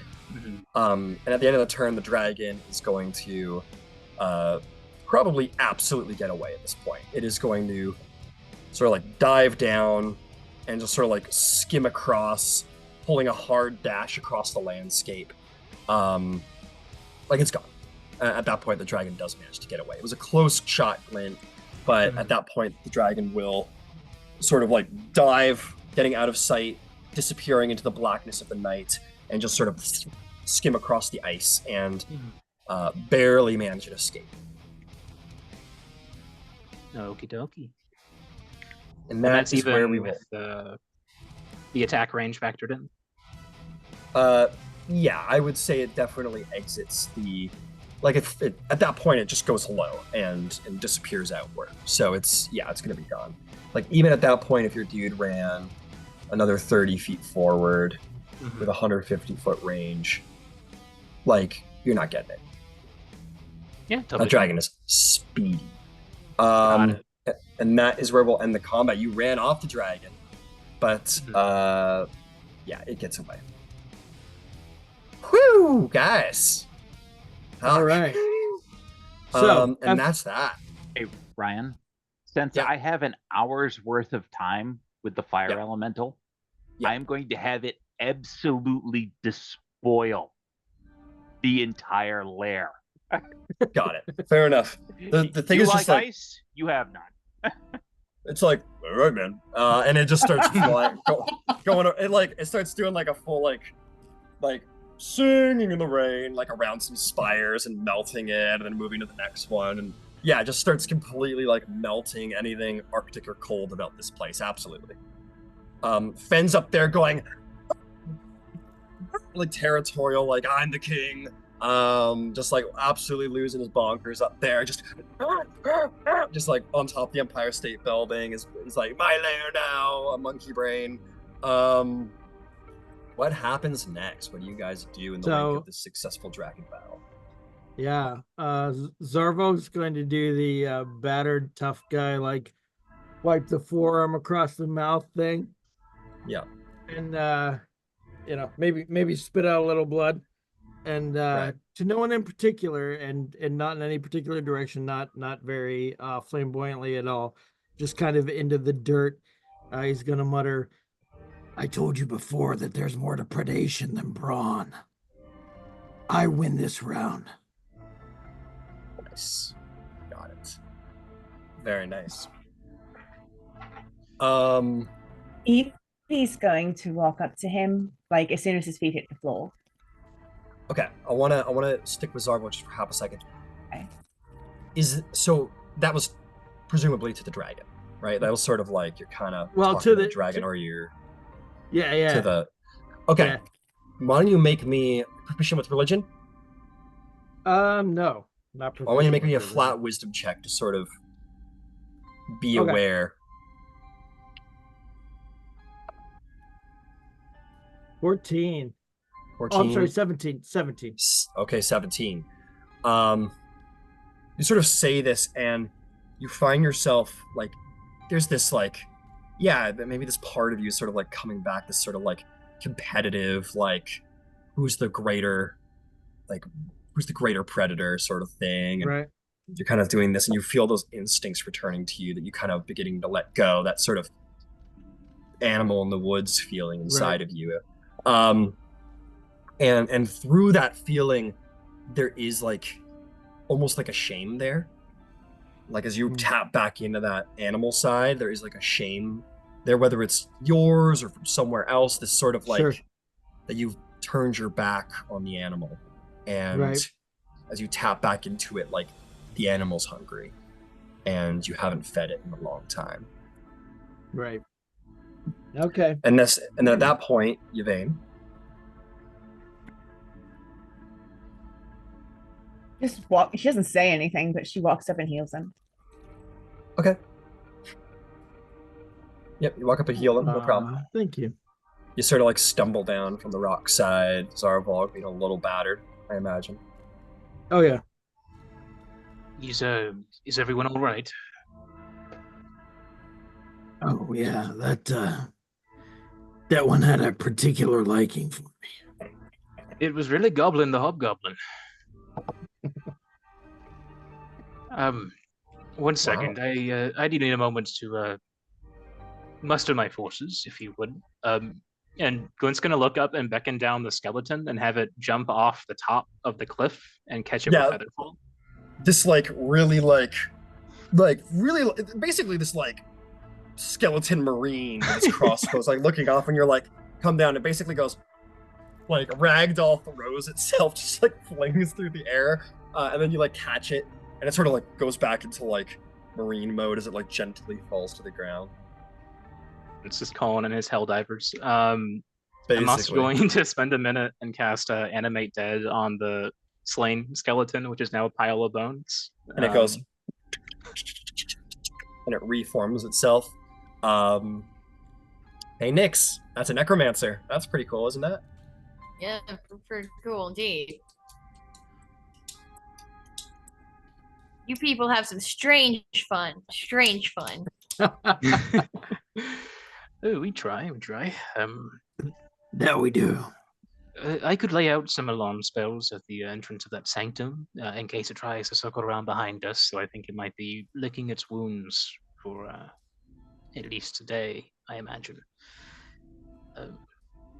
Still precautions. By that time, we'll have all of his loot. Mm-hmm. Is Finn still a giant monkey on top of this peak? Last an hour? Fuck yeah, it's just Yeah. just losing it. So Zarvolg's gonna motion to him. Come here. And he sort of come here, you big dumb ape. And it starts making its way down, then it kind of gorilla folds its leg and sits in front of you and kind of picks you up and and just kind of hugs you, and you're He's an ape for the next hour. Yvaine polymorphed him when the dragon dragoned out. I see. Okay, makes sense. I And was the like, monkey how just, did we end up with this massive monkey? Okay, yep. and as the monkey has Zarvolg, it sort of there's petting Zarvolg, almost it's comforting. It's Fenn's comforting himself more than Zarvolg. It's just kind of Zarvolg will reach in and try and ruffle it in whatever way he can and be like, yeah, you couldn't have been something with wings, huh? No. And he's just really happy with himself, and he looks at you, Yvaine. He's like he pats you on the head a little too hard. He goes, oh, she'll go uppies.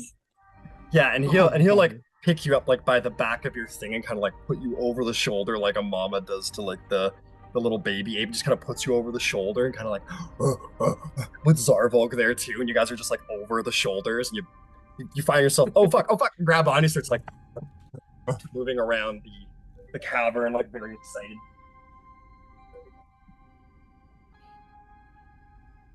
Well, that worked out. I was hoping to be able to grapple it, but he moved so quickly. So, can we track the dragon? I would like to wear its skin. That is a good point. It was. How far does Unfortunately, I think we have some unfinished business to do, though. Aren't we supposed to be looking for something? We need to go into whatever's here. I get that, but I'm offended. I'm offended, and I demand satisfaction. Maybe some of its frozen treasure will help mollify you in the interim. And I'm sure if we take it all and we've despoiled its home, it will be here when we come out. Ember, if I'm wearing its scales, then other dragons, when they decide to be stupid, will look at us and go, we shouldn't kill the thing that's wearing the skins of our forefathers. Or it will decide to eat us first. All right, that's true. All right, well, let's rest up and, go in here. Speaking of which, who all needs healing? I gave 17 points of healing to Zarvolg. Yeah, I've still got a couple more bruises. I'm fine for the moment. Ember, do you want to take a shot and I can take this out? I know that there's a thing you can do before we rest. Oh, absolutely. I will Ryan. note. Did I hear someone? Yeah, Okay. yes. Good. No, Oh, go good. ahead. We do currently have a summoned undead, a giant ape, and also currently a burning man. If we do That's stop a good to point. rest, they will all disperse, I imagine. No, good point. I'm going to heal both a, I think maybe a first level healing. Oh, I can hit everybody with a little something. Get close. It takes me a couple of minutes. Yeah. We'll, Yeah. Huddle on up. Nope. And in 10 minutes time, everybody, well, not everybody. Hold on. I think it's up to six creatures of my choice. So Well, I'll tell you what, Nahlis has that as well, so he'll sort of fall in with you, and we'll sort of like perform one with you, a prayer of healing, Yep. so that you guys can sort of like tag anybody who might need it. Actually, I think, if I'm not mistaken, I don't only think Zarvolg and the monkey took any damage. there were some people who got fog soaked. Right. So he'll ask you, he'll say, I could perform a prayer to the Moonweaver as well. Would that be helpful? Absolutely, that would allow us to encompass the lot of us. Yeah, Understood. Yvaine is so just Yvaine's a little just a little hurt, just like she's scratched. Her hair is messed up. Understood. But So she's not- Zarvolg, yeah. like, Nahlis will take your hands and sort of bow his head, and you guys will sort of like do a little prayer circle action, and over the next 10 minutes you may say your prayers to whichever god you wish to, and he will say his to the Moonweaver. And then a pouring Wait, of hang magic. on. I need a moment for this. Nahlis just took my hands in their hands. Sorry, no, Ember. Oh, Ember. okay. Not because they're performing the prayer of healing together, not yours. Okay. Yeah, you will perform your prayers of healing. So, let's see. Let's roll that up. I got a 17. Very nice. 10. He's got. And that'll be 14 for him. So, them. Fucking hell. I got back here. So that's a second and a third spent. Okay, so 14, it gets to hit up to 6 creatures. So he'll definitely hit Zarvolg. As I imagine you're both probably hitting Zarvolg. He got hurt the most. Yeah. And he'll just hit whoever you're not hitting. So that'll be, let's see, 1, 2, 3, 4. You guys got 6, and then you have your other 2 people. So that's 8 folks. So everybody's going to get at least 1. Zarvolg, you're going to get 2. And that leaves 3 more. So who's got a little extra bite out of them? Glint's only Nobody down really. like 3 hit points, I think. He's Yeah, fine. so I was gonna say Nyx is only down 5 hit points. Yeah. Well, Yvaine was we down have 5 hit. enough to absolutely hit everybody Yeah, Yeah, might as well for top at off least then. 14. So then maybe those Zarvolg will last get hit 2. with a 14 and a 17. Okay, so you got a 14 and 17. Maybe those last 2 just go to Fen, because why not? Yeah. Everybody yeah, else will be yeah, healed. Top up the ape. 14 and a 15. All right. Or 17. 14 and a 7. Top up the ape. That's right. All right. 10 minutes later, I believe everybody should be topped out. Or Zarvolg at least is very close to being topped out. And everybody else is. That would leave 1 remaining. Let's just say we hit one of your skellies, Glint. So why don't we take one of your skellies and put them back to max health? Oh yeah. Excellent. Yeah. That works. Cool. And with that, you guys are probably pretty ready to go. And more importantly, it's been 10 minutes since that fire elemental's been roaming around. And at this point, it's probably excavated the horde. Maybe damaged a little bit of the loot, but just a little bit. Because, you know, there is a point where some coins start to melt. You guys want to know what you got? Absolutely. Yeah. Hey Ryan, before we do that, just to not to stoke the fire, but just out of curiosity, I thought I remembered from somewhere that like Hunter's Mark let me track whatever it was still on. Advantage on It gives you an advantage when you try to track something. Oh, for tracking. Okay. So I don't know. I don't just automatically know where this thing is because it has Hunter's Mark on it. No. Okay. It's not exactly your primeval awareness, no. Yep. All right, great. Yep. Got it. And I don't think you have dragons as your greater, do you? No, I don't have a greater yet. Yeah, you don't have a greater yet. So, how long does that last? Like an hour, Hunter's Mark? Yeah. Yeah. So you feel this like, you feel like this. Maybe that's what's sort of stoking the animal in you a little bit. Is this like, you know that there's prey out there to be hunted and you're not doing it. And it's kind of like itching the back of your brain a little bit. Right. So, yeah. All right. This instinct that's driving you. Okay, so let me give you some of the stuff that you find in the horde. You guys are going to find, let's see here. You guys are going to find, get your pens, papers ready? Yes, sir. All right, you're going to find 200 platinum. Woo! Mhm. You are going to find 2,000 gold pieces. Oh my. Good heavens! You are going to find 16,000 silver pieces. Ooh. And 5,500 copper pieces. It's 5,500 copper pieces, not 1,000. There's going to be a number of gemstones that you're going to find. There is 5 10 GP gemstones. Or sorry, 5 10 GP gemstones. There it is. There is 50 5 GP gemstones. Or, 550 GP gemstones. And 1 500 GP gemstone.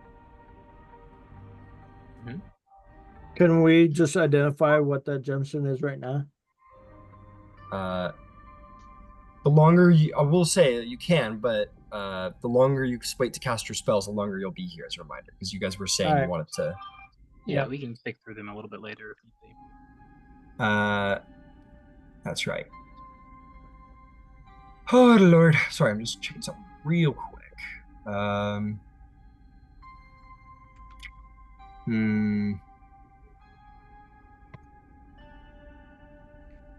Here we are. And then like the rest of it is like a lot of strange items, like the like rib cages of like massive beasts, like maybe some kind of giant walrus or mammoth, tusks, ivory tusks. There's stuff like that. There's also more mundane items. So you're saying they're bones? Yeah, they are bones. They're like kind of almost like trophy-like bones. Yes. There is also a rather strange skull that is looks vaguely humanoid, but it's not. It's a little bigger than any, maybe like a little bigger than like, or no. It's almost like serpentine, but it's not quite serpentine, but it's big. It's like the size of like standard human skull, but it's like a serpentine skull, and You don't know what's going on there. There's a sketchbook that is like mostly destroyed, but it has a number of like strange markings within it that you, Yvaine, would recognize as druidic. It looks like a sketchbook of sorts, but it's like heavily damaged. There is like a stone tablet with a number of drawing, again, like sculpted, carved drawings on it. A drum. It looks to be like some kind of drum for religious rites, probably here like a druidic rite of some kind. If you beat the top, it sort of like seems to echo more than it should.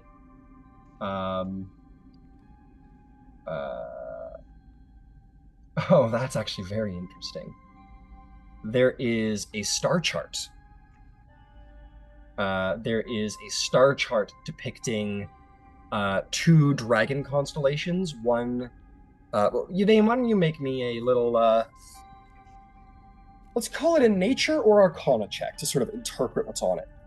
Oh, we're gonna go with nature. Got it. That's not awful, but I'm gonna use it. That's a 12, but I'm gonna throw a 6 on it. The 12 on the dice. Yep. Wow. Plus a 2 again. I'm not gonna roll you again. All right, so 12 plus 2 plus 4. 2 plus 6. 18. 18. So at your time in the constellation, like at the observatory back in Lyrangorn, you were like caught the end of like one of the lectures talking about constellations, and this one depicts a constellation that's meant to represent Bahamut, and another one that's meant to represent Bahamut's enemy, the betrayer god known as Tiamat, but it is a one-handed constellation. And these constellations together are known as Elegy for the First World. And that's sort of wrote in Druidic in the middle. And it's supposed to be like basically the Star Druids of Lyrangorn have sort of like dubbed it as like basically a battle that was wrote in the stars by the gods. And this is them sort of depicting it down. So that's something you might want to add to your star chart because now you have it in front of you. Oh, for Bahamut? And yeah, that's Edie's big chibi eyes. The last thing there is, as far as like little mundane items go, is that there's a very simple wood carving of this like robed, voluptuous woman with like curly hair. It has a little druidic symbol in the middle that Yvaine is basically the alphabetical letter for W, and you expect that this is a little tiny figurine, like a little prayer figurine of the Wild Mother. Oh, wonderful.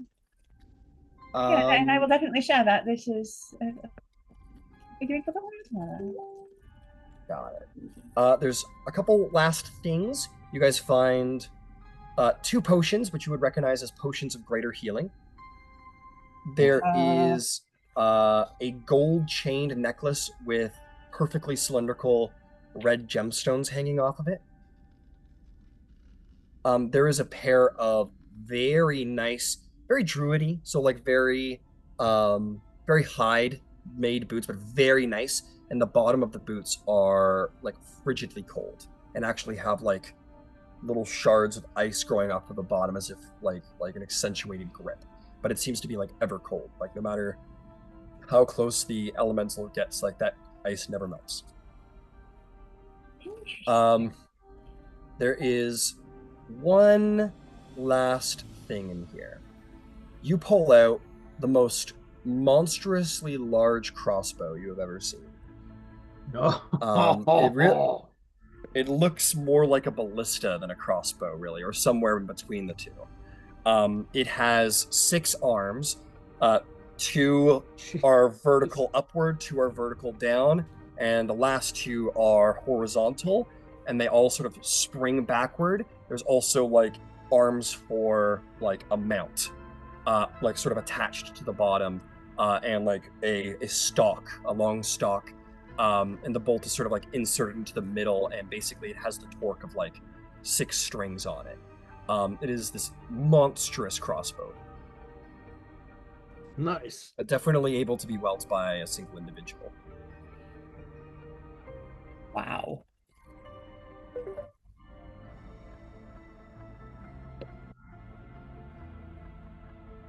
Okay, them's the items. Alrighty. I tossed him into the Tal'Dorei chat. Oh, yeah, you did.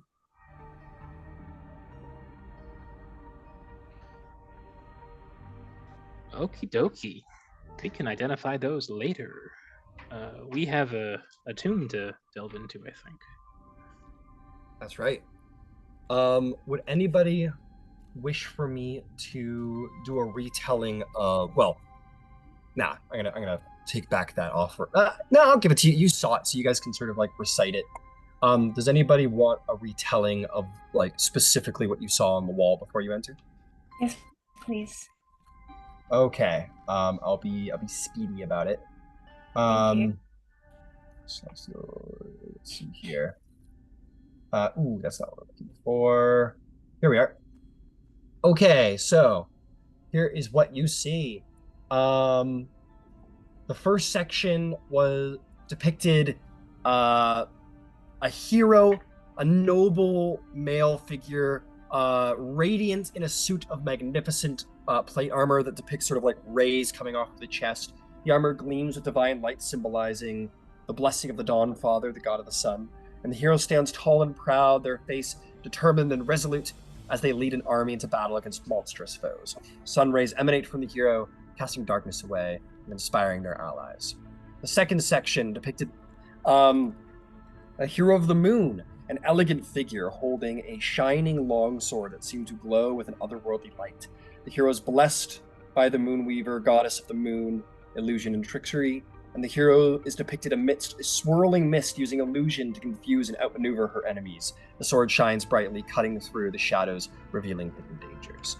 The middle section, which has now disappeared per the illusions of the moon and your cunning ability to sort of see past those illusions, is the marriage panel.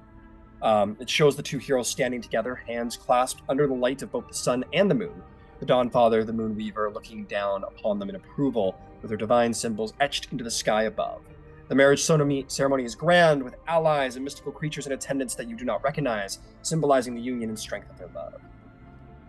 The section 4 was a battle against the Drow, or some kind of evil elf anyway.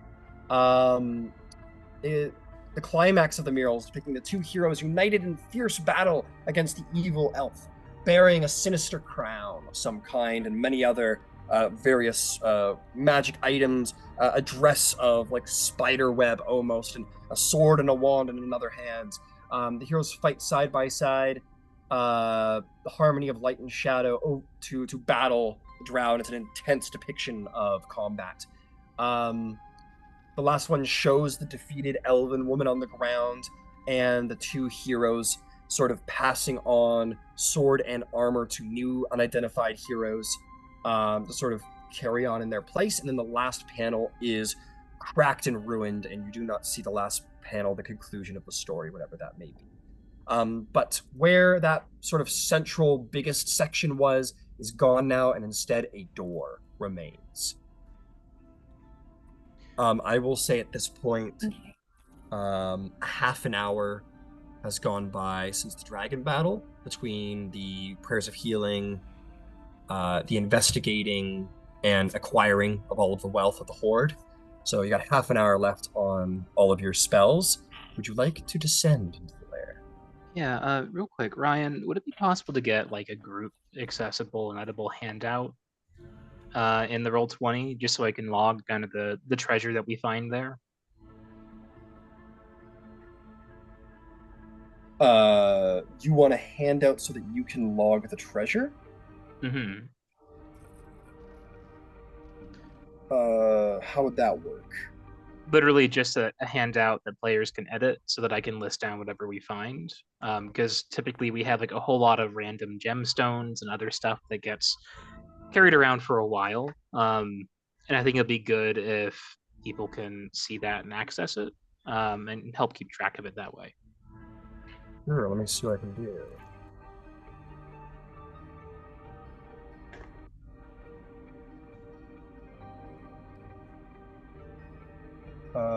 Can be edited by all players. In journal of all players. Okay. There, you got your little loot handout there. Everybody should be able to edit it. And that's in Roll20 at the top of the handout. Perfect. Thank you so much. No problem. Okay. Okay. All right. So, you wish to descend? Mm-hmm. All right. Let's go. Let's go. Actually, it's about that time. Why don't we take our break as we begin to descend into the lair? Sure. 9:30 and all. It gives me a chance to make sure everything is spick and span. It is. Cool. Oh, there they all are. Hello.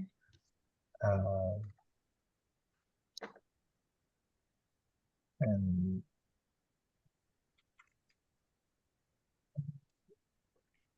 all right. And Finch will be back with us when Finch is back with us, I imagine.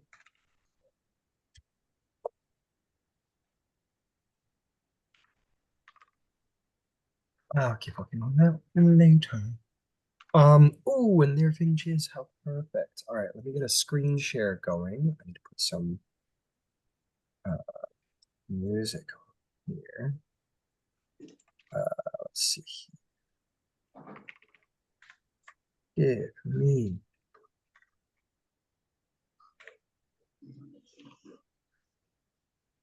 Okay. Boom. Screen share. Here we go. So, you all begin to file in. Big monkey squeezes in somehow. They're very difficult. Put all your NPCs at the back of the line. But all of you squeeze into this place. It is cold, but not like it is outside where there's a crisp and haunting wind. It's as if the power of the dragon's lair stopped at the door, and all of you are here. Oh my god! And all of you are here now, in another place entirely. Something that maybe is influenced by other powers. You find yourselves in a temple, and as you enter the temple, braziers light with your presence, as if expecting you.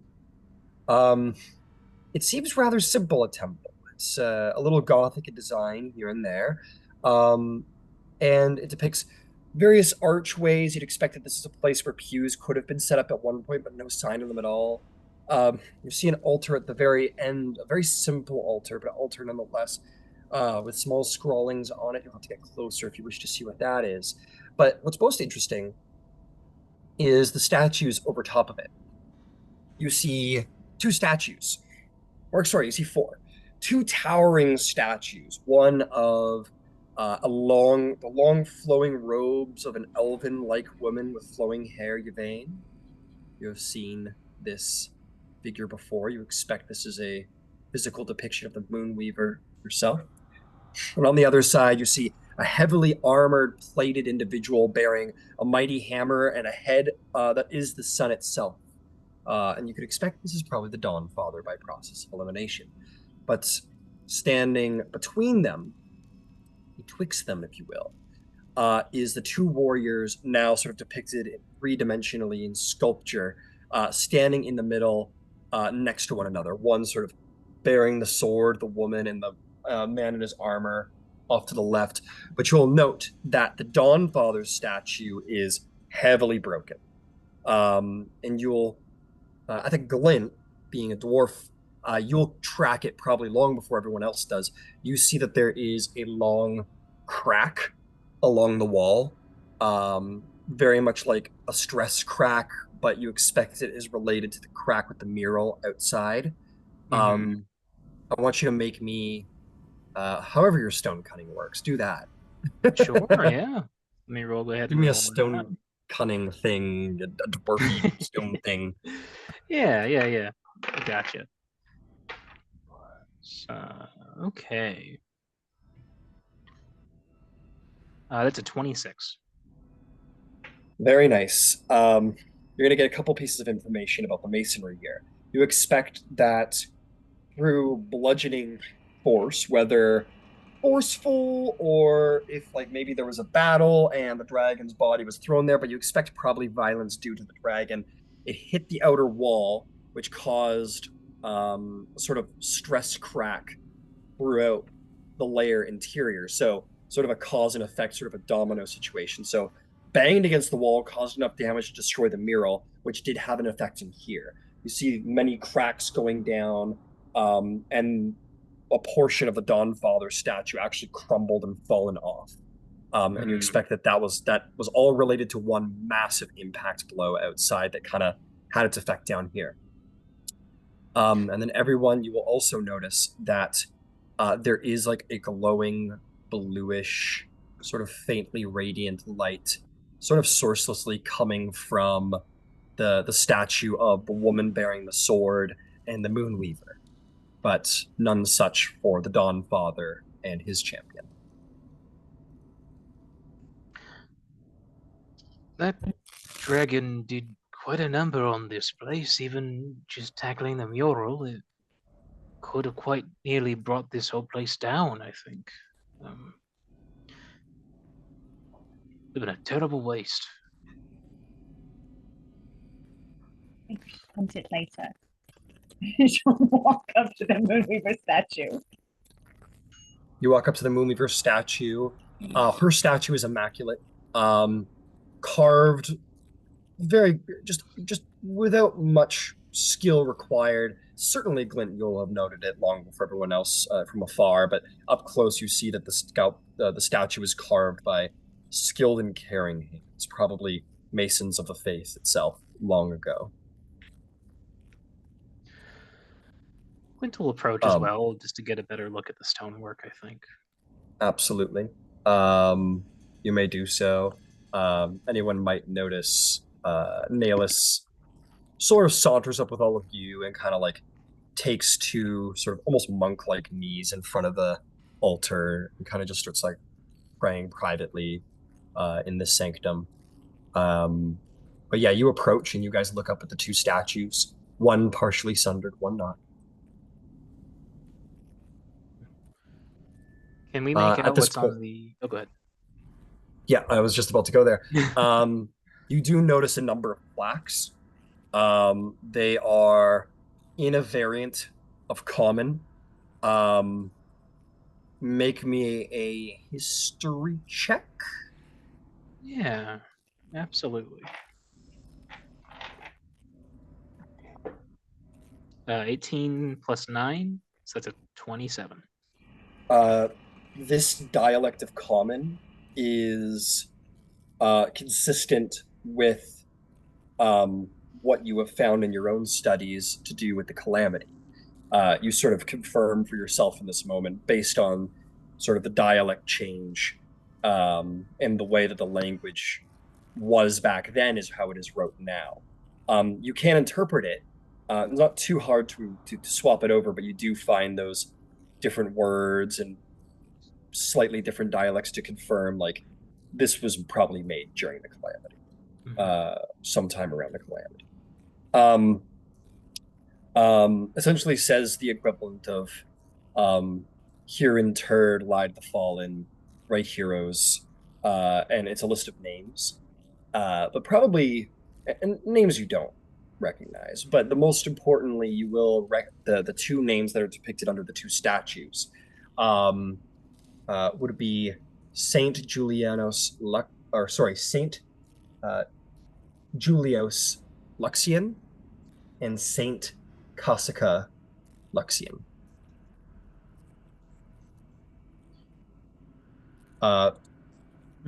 And they will sort of say like Jalios of the Dawnfather and Kasaka Moonweaver. Is it Julios or Jalios? Jalios. Sorry, I went to Elder Scrolls for a second there, my bad. You're good, you're good. I will post those names momentarily. Cool, cool.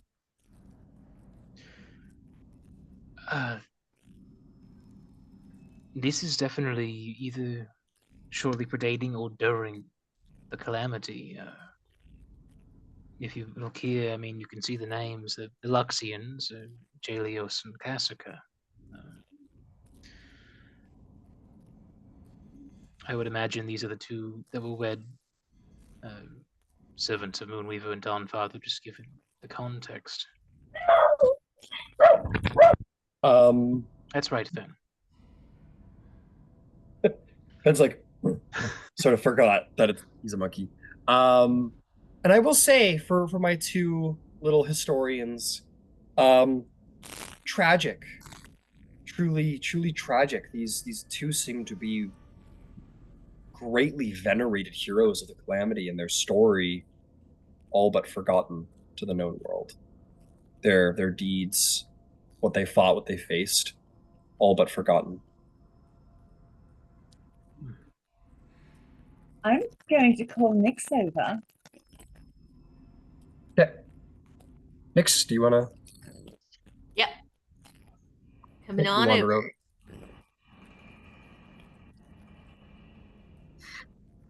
So yeah, sometimes it's fighting dragons, and sometimes it's finding stories that the world has forgotten. I think maybe this is part of your work here.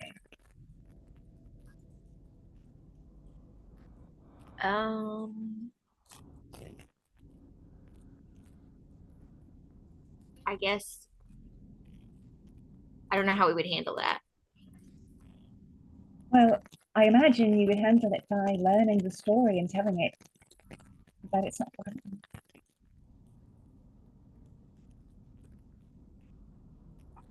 She smiles at you and kind of leans in and says, "Thanks for saving."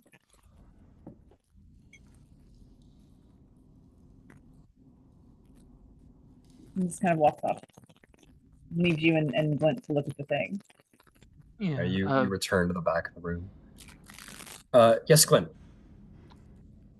Glint's going to kind of note down the various names as well as possible and take the time to take an account of what's etched here. But the central stand, is that a table or a sarcophagus? It looks pretty diabolical, but I didn't really have anything else. That's okay. It is not nearly as diabolical. It is a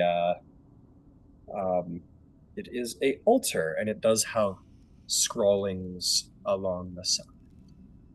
Okay, that's going to be, I think, his main point of interest. And as he's going over this, because I imagine taking a little bit of time to go over everything does take a few minutes, I would like, if possible, to cast Ritually Detect Magic, I would say, just to see what all I can pick up in this space. Understood. Mm-hmm. Okay.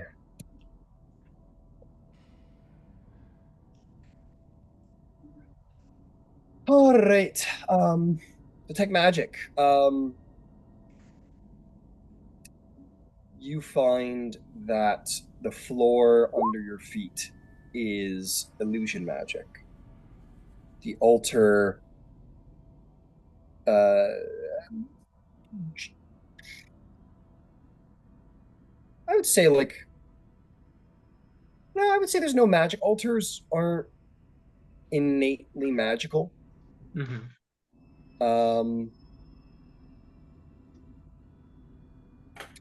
You know what? I'll give you something else. And you say the floor is like the entirety of the floor, or is it a specific? Just the landing that you're currently on, just like the immediate dais. Mm-hmm. So like the floor here is all illusory, what you're standing on. You will note that there is magic coming from the actual statue of the Moonweaver, your spell highlights what we're not maybe by you seeing, but not anybody else. Very subtle, but many divine magical runes splayed across it. You see like tiny sparks of residual, like almost like an open wire, sort of sparking electricity. Nothing so volatile, but you do see a couple of runes on the Dawnfather one, as if they're like trying to make a magical connection, but it's just not happening. The Moonweaver one is illusory, and the Dawnfather one, which is just spurting little tiny ones, is abjuration. Sort of an incomplete abjuration.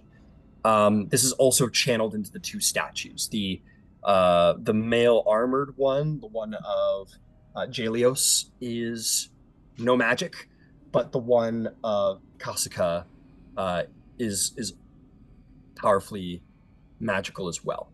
Not, but like almost like veins of magic, almost not like the entire statue's emulated in it, but almost like it's a source or a conduit, or it's like powers coming from it, if you will. Yeah. And then it sort of like spans along the wall, like here and there. So it's almost like the statues are minor conduits of magic, if you will, sort of almost like circuits, if we were to go real electronic about it. Okay. So as Glint is going over the altar then and kind of reading over the inscriptions, can he also take his staff and like tap it against the floor of the dais and see if there's like a hollow sound at all, or does it sound solid? Tap it. Make me a perception check. It's a good question. Already. Or an investigation. You may do either one. I'll go with investigation. I think that's much better for me. Cool. Yeah, that should be +9. Just so you know, the scrawlings you would identify now are in Celestial. There's like words around the altar. Mixandegard, I think we need your special eyes and polyglot tendencies. That's a 27 on investigation. Yeah. It's not a high DC.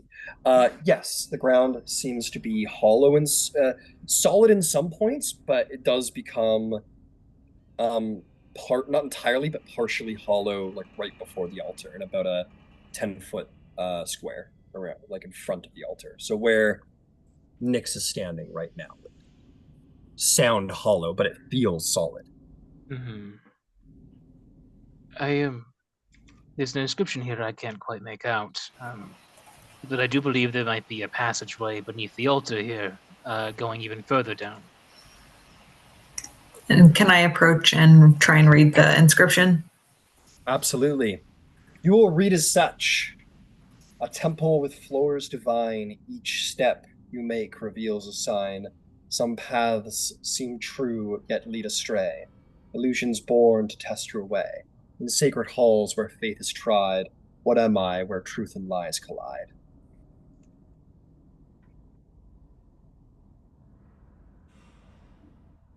I will post that in chat because you could. nobody ever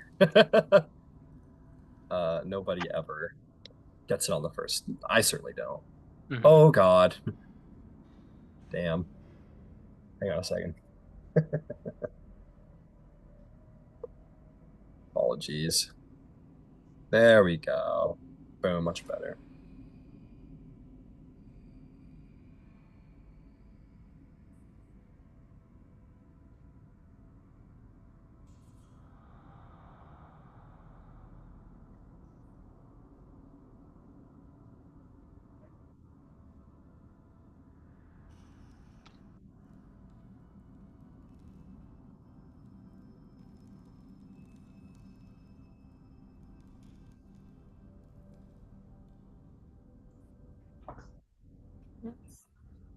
That's tough.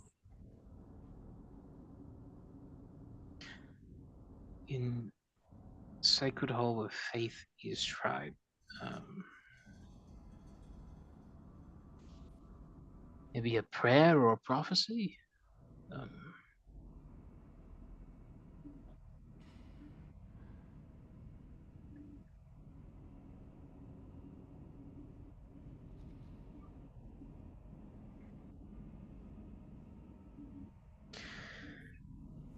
I would assume, just given how we opened the mural, that this might be something that requires a faithful of the Moonweaver again.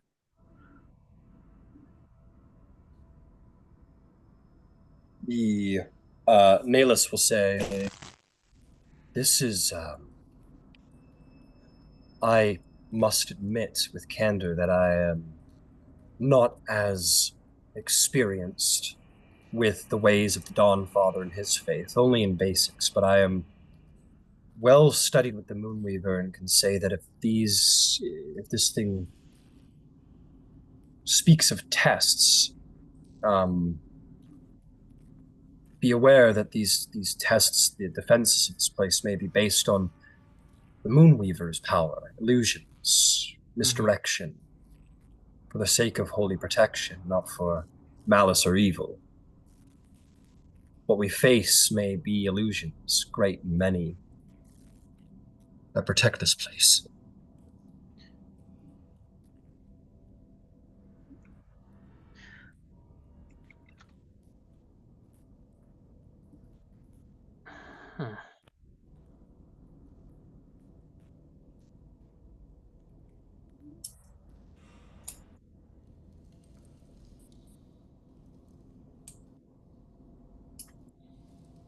Huh.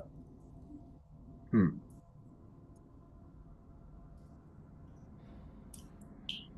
It sounds like what is being described as like a prophecy or uncertainty, but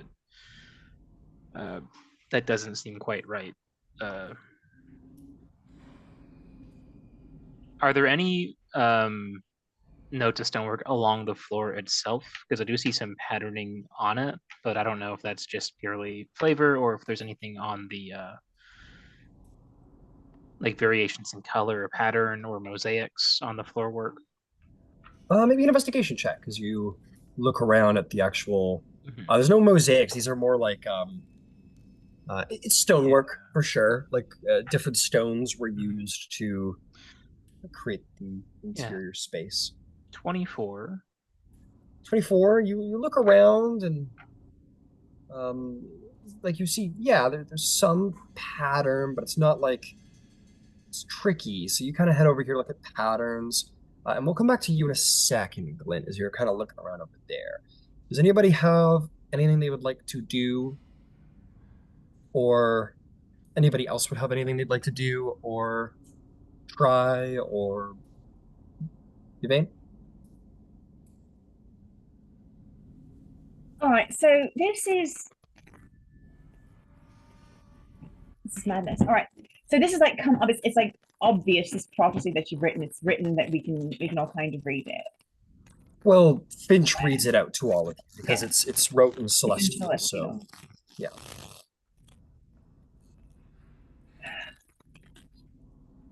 All right, so I don't know if this is gonna work. There's sort of a place where she goes mentally when she's trying to find out if something's going to go for ill or for well. You know, it's this place in between the shadows where she can kind of manipulate fate, if it will. She's probably not speaking well. But in that place of shadows, like she's going to kind of go there and try to find which are the true paths. So you're going to step into the shadows and try and find a path in the shadows. Okay. Yeah, like I'm speaking a little metaphysically also. Like some of what she's doing is prayer. She's trying to find that aspect of the Moonweaver. I don't know if I'm making any sense of this at all. I understand you want to step into the darkness away from the light and try and like be there and like feel the presence of the Moonweaver and try and like yeah. Okay, you go there, you sit sort of in the shadow. And as you sit in like the shadow, the darkness itself being an illusion of the Moonweaver, the darkness itself, the Moonweaver decides when the moon waxes and wanes and when the night's darker or brighter, a tool of her illusions. Where does your mind go as you think on the Moonweaver and how she uses darkness to do good? The path that we took when she did her divination, there was like this huge, wild, trippy journey where all of her friends were in different places doing different things that were completely wrong, but it ended up exactly where she wanted. Mm-hmm. It was like space sort of went like goo and then reassembled, and then she's in with the Moonweaver's ribbon. So that's what she's going to try to do, you know, without the drugs this time. Okay. So you want to just kind of like do what exactly? Yeah, a lot of this is a mental exercise, either whether it's meditation or prayer. Okay. So you will. Okay. So we'll say that you sit down and you go to prayer and you sit in sort of like the dark corner of temple space and kind of pray to the Moonweaver. And we'll come back to you. So Glint is wandering around looking at the stonework on the floor, trying to find patterns there. Yvaine is sitting in the corner, like seemingly praying. Who else? Who else has stuff they want to try or do? Is there anything between those two statues, or is it just like empty space? The statues are so between the statues of the gods, there are the two the two warrior heroes who are there in the center. They're almost back to back, but there is like a slight crack between them. Sure. Yes. Um, is there anything like written anywhere near there? There is the two plaques that have their names almost memorial-like. Okay.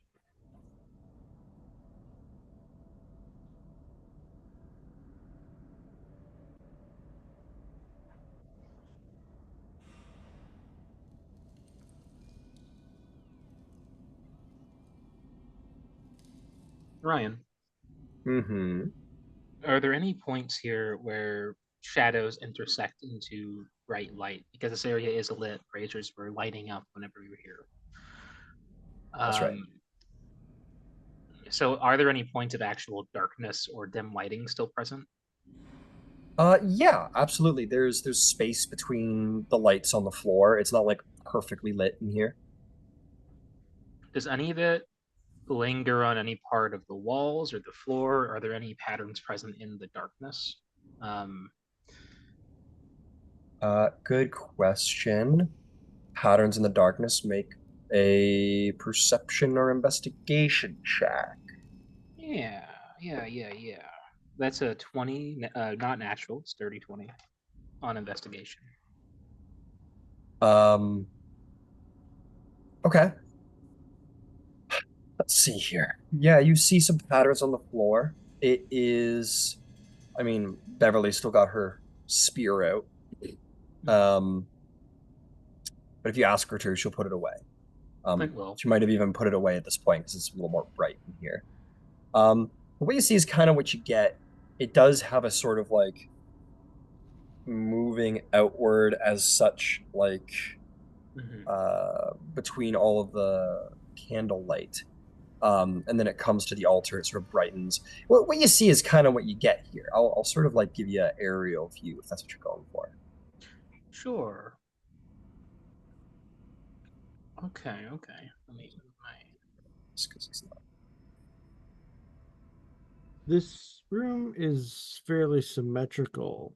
Are there any mirrors here? Is any part of this room? Well, first of all, are there any obvious mirrors, or is any part of this room being reflected through a mirror? One side reflecting the other, anything like that? Mirrors. Good, interesting question.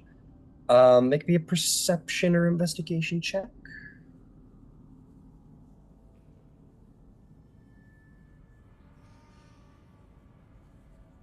No, I got a 9. A 9. You don't see any water or glass or mirrors or anything like that.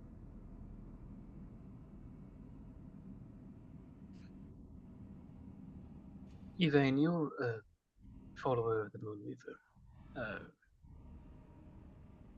What is the source of illusion? Is it purely moonlight? Is it darkness? Is it twilight?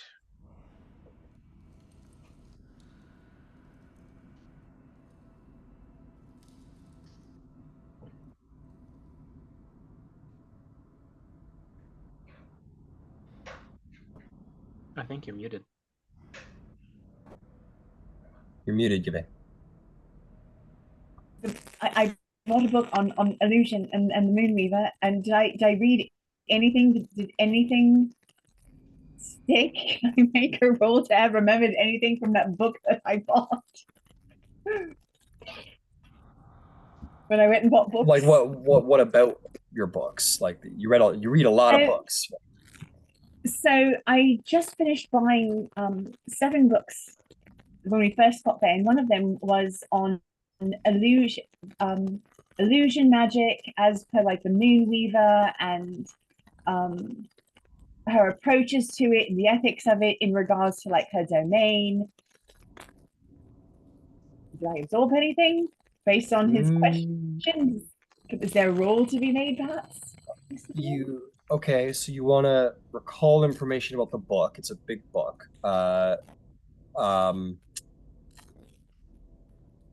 Again, you're gonna have to get a little more specific. That's like, all right, what do I remember about? So Lex just asked me a question. I'm sorry. Glint just asked me a question, right? Which is this: what is the source of the Moonweaver's illusions? What is the source of the Moonweaver's illusions? Okay. I am not an arcanist, but I read that book that sort of deals with it. So I was wondering if you would allow me to make a roll of some sort to see if I encountered it in that book. Roll me let's call it an arcana or investigation check. Take investigation, thank you. Oh shit, that's not bad. We'll call it an insight or investigation, actually. Insight or investigation. I'll take insight, thank you. Okay. That's even better. At a plus 11, so that is a 29. 29. The source of the Moonweaver's illusions. So her power, like her domains are all linked together. She isn't the goddess of like the stars and the moons and the night sky because it's pretty. And then illusions because she wants, like, they're linked together. So, they speak, like, the writer, the author of the book, like, obviously we're talking about like literally what is her battery of magic. She's a god. That's where her illusions come from. She's a god. So if you want to know where like the source of the power of the Moonweaver's illusion comes from, it comes from the moon, obviously. If you want to get more specific than that, if you want to get more philosophical about it anyway, like the night sky is a great illusion. It's a great mystery that remains unsolved and probably will remain unsolved forever. Some say that the stars are dead suns, and that the many moons change phases, and people talk about men on the moon or wandering the moon and the power between Katha and Ruidus, and the night sky is a vast illusion of light that is very difficult to interpret. So the night sky itself is like a great mirage, and is sort of like the most prevalent exemplar of illusory power. And I think that's, when you ask about sources, I give you those. That the genuine main, if we're talking like A to B, like how does the flashlight turn on? She is the power of her own illusions. She is a god. It's in her power to power her own illusions, much like it's in the power of a sorcerer to power their own spells. And then it speaks of the night sky, the moon, the stars being the greatest of her illusions, the greatest tapestry of her power. Yes, Zarvolg. Yeah, I'm gonna look around again. So the mirror thing didn't lead anywhere. Is there anything to do here or anything that I think looks like it has to do with a courtroom or any type of trial setting, justice, a balance scales, gavel, anything like that? I'll just carry over your check from before. You don't see any signs of like the law bearer. Nothing to do with like judiciary, justice.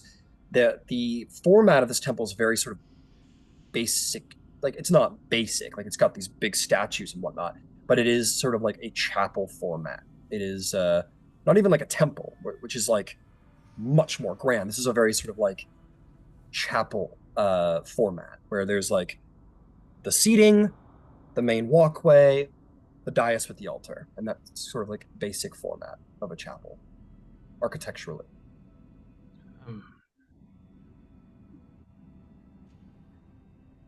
Beverly, can I borrow your spear a moment?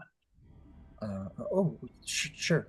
It's not mine. So, yeah, she like pulls it out. It gleams with moonlight. Passes it to you.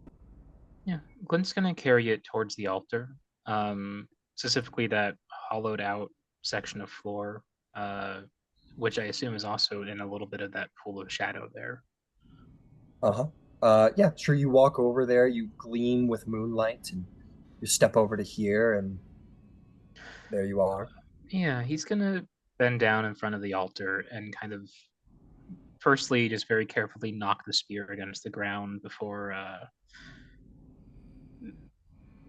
I think he's going to wrap both hands around it and dip his head respectfully. I am not typically one to offer prayer to you. I prefer Saren Ray and her hospitality, but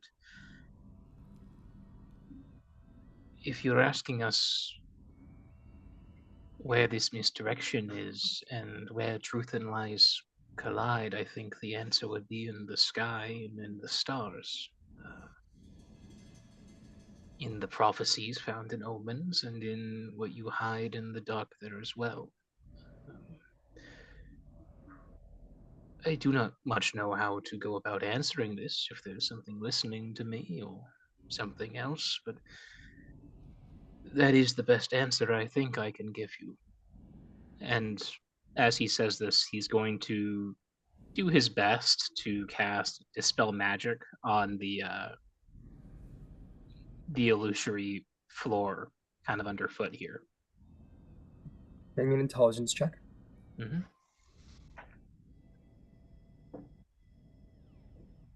All right. That is a natural 20.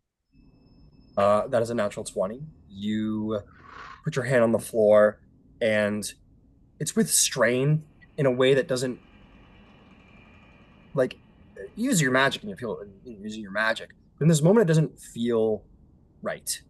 It works, and the floor sort of like the illusion sort of like tugs away at itself, and you fall through the floor, and then it reincorporates and Glint is gone. No. Goodbye, friend. You get through, yeah. But you cheated, so. I did, yeah.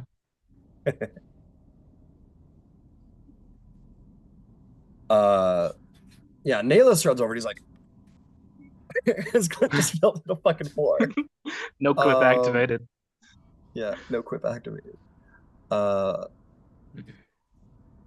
do the rest of you do?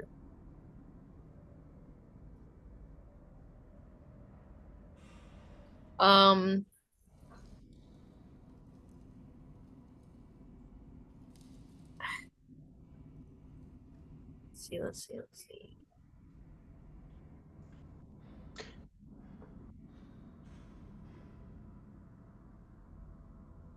Would Nyx be able to use counterspell outside of a combat situation? I'm afraid not. It's meant to be a immediate and direct canceling of casting, not of something that's been established. I'm afraid. You sly dog. The answers. Yeah, I think I know what the answer is. Too bad you're not there. Yeah, I know. Good luck. Dang it. So message it to me. I just want to see if you got it.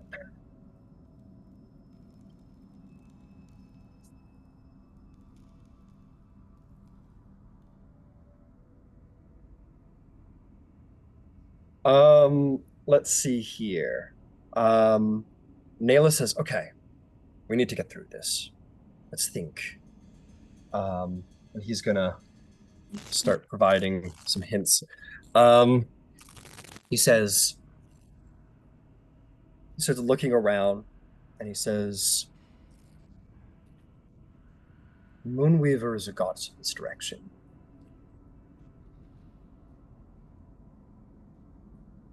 What if it's not a riddle at all? What if it's just another misdirection? What if it's just meant to distract us or have us pin in the wrong direction? And he sort of like looks up at the two statues and goes, this is a place of worship.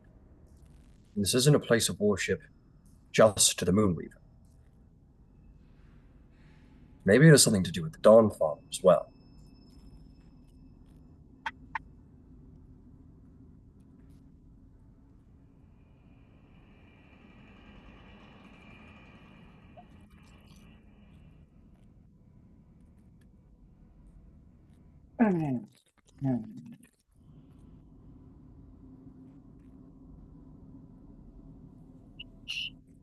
Oh, he took the damn spear. Shit. Yvaine's going to try to message him. Glint, can you hear me?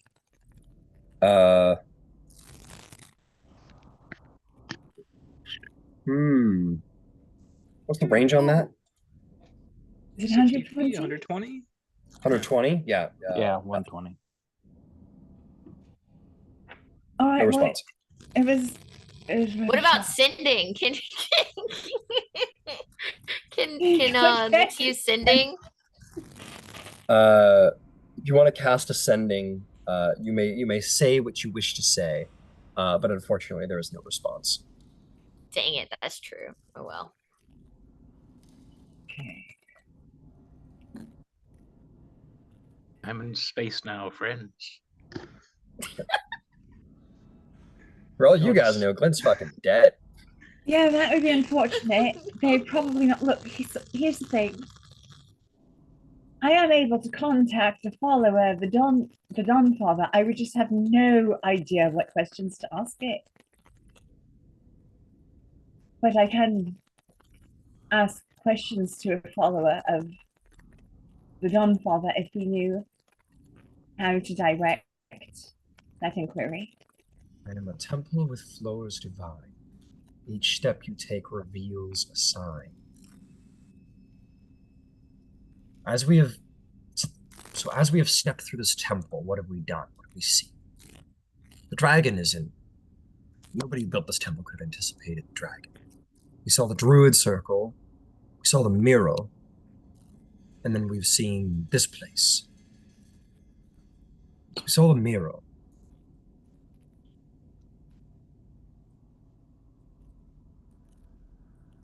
Some paths seem true, yet lead astray, illusions born to test your way.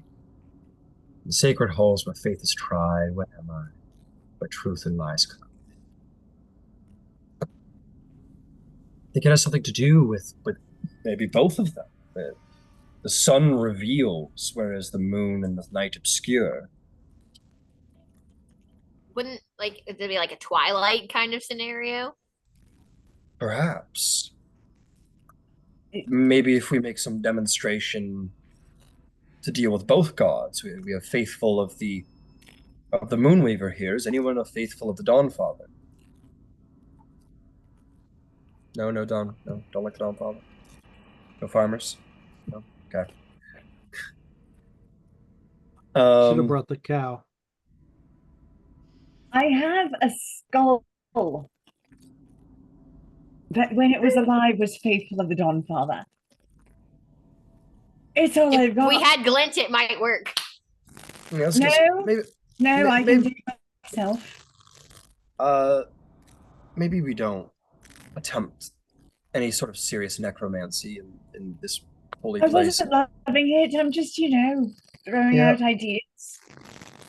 Let's try this at least. Does anyone have any abilities to do with sunlight or the ability to create sunlight magically or he looks at you, Ember. Maybe even fire. Fire is a portion of the sun. I can do a great deal with fire, but I have starfire. Well, I could do moon things too. Just mean to say, if we could try and bring moonlight and starlight together with sunlight. Moonlight? Well, Shoot at. He'll look up to the statue.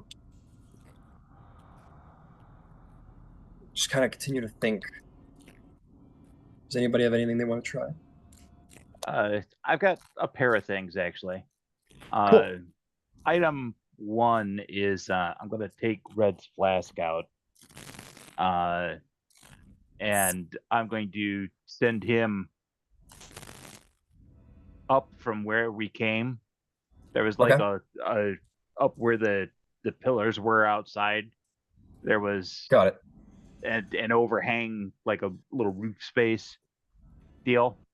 He's gonna hang out there in smoke form. Yep. Because I'm expecting Jackjaw the arsehole to to come back and be a little pissed off, and I'd like to know about it. And as long as I'm not plane traveling, Red and I can talk. That's fair. Then I'm gonna go back, and you said that the Moonweaver has got kind of this moonlight glow going on about the statue, but the Dawnfather is broken. Basically, yeah. Is there a point on the statue where that light is emanating from that I could produce flame and place it in a similar spot? At closer inspection, the light is like it's very, very subtle, but when you find the source of it, you realize it's those tiny little divine runes that sort of like house the power that is where the light comes from. So as you like look and see that on the Moonweaver one, you look at the Dawnfather one, you do see those runes, but they're not ignited. And part of the reason, to be very clear, is because now that the statue has been broken, it's incomplete, you expect.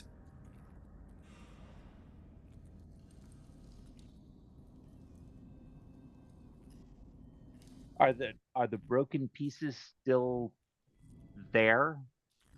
Yeah, like up on the ledge side and a little bit scattered down onto the actual dais, there is like a smattering of like broken stone. It looks like it's been sitting there for a long time.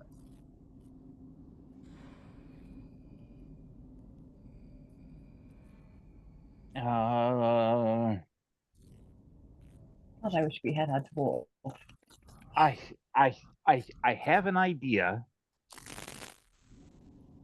and it's not a particularly great one. Yep. But I'm gonna try it. I'm going to fish out my alchemy jar. Okay. And I'm going to take the rock pieces that broke off the statue. I'm going to kind of puzzle piece it, put the piece where it looks like it belongs, and I'm going to soak both sides, and then curl or shape water to freeze the water to try to help hold it in place. and see Gotcha. if we can't puzzle piece it back together, maybe enough for it to finish igniting or whatever process is currently broken. Understood. You can absolutely get to work on that. As you can see by the size of the statue, it's a fairly large statue. So, with the help of your friends, you can begin to do this. It might take a moment to do so. At which point, I want to go talk to Glint. Now that you guys are also very busy, we're gonna go see what Glint is up to. So, is my dwarf there? Oh yes, I'm here. Oh, excellent. The necromancer is going deeper into the tomb dungeon. This will go well. Don't you worry, friends. I've got it all in hand. I know all about faith and respecting the dead and stuff. Whatever that mumbo jumbo is. All right, Glint. You essentially fall through the floor, and you do indeed fall through the floor, and you're gonna land on some rocks. So, you fall. Let's get this. I do have a featherfall spell. Oh yeah, you want to hit that as you're on the way down? Yeah, deliciously freshly scribed. Yeah, you begin to fall, and as you hit 10 feet, you catch yourself in the last 10 feet. You sort of saunter down easily enough, land on the ground. You indeed find a spiral staircase sort of like leading up towards the roof. And before you see a couple of unlit torches, and similarly the back of two statues, exactly same as the statues up top, same depiction, same sort of like back to back almost, one with the sword, one with the armor, except the warrioress is ignited blue again. The warrior one is red, or is not ignited. And beyond, you see a sort of half cavernous, half stone built space. What do you do? I think first Glint's gonna like flick a finger over towards one of the torches on the wall and light it up. Absolutely. Get some light going with a nice firebolt. Then he'll head on in to take a look at this delightful, untapped historical treasure. All that source of bodies. Dead, delicious bodies. You see more markings scrawled on the wall, more fallen heroes' names. Each, to be clear, it's not like a list. It's like one hero's name, then one hero's name. So there was like 3 to each side up there, and now there's like 4 to each side down here. It is worth noting the ones upstairs, not the plaque beneath the 2 saints, but the ones on the wall. Those were sort of like slid in tombs sort of thing, so into the wall. These ones are not. These ones are not. They're just name plaques. And as you make your way through, you step up here, we'll say like right there, and you look into the room, and you are going to see a lot of stuff.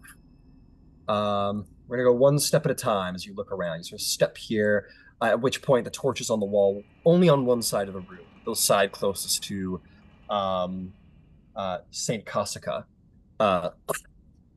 Lights ignite. You see another statue on her other end of the wall, a number of sarcophagi, one next to the other. And indeed, you see a dungeon. You've probably been in a number of them, given your line of study. And also a great number of cobwebs, spider webs, sort of strung about the wall. Not an exceptional amount, but enough so that it's worth noticing. You see in the middle of the room, and then the opposite side is the same, except no lights. You see a statue of him, but again, no lights. Very dark over there. In the center of the room before you, you see a pool, a great pool of water, sunken down, some debris inside, but most prevalently, what you would have seen probably most first, which would have drawn your attention before any of this, but I wanted to hide it until the end. You see a being, a creature. You see this lion-bodied creature with a woman's face and large, big, beautiful bird wings stretched across its back. It is large. It's indeed the size of a lion. And it sort of like sits in the dimness of the dark before 2 statues of the 2 saints, and great doors great oh man, it's portcullis. There it is. Great portcullis doors, sort of like sealing away the end of the temple. You hear the creature. You're holding the shiny spear, so it definitely sees you. But as you enter the space, you're like, what's in there? And you hear this like gibbering sounds. And as you enter within, speaking in its strange language,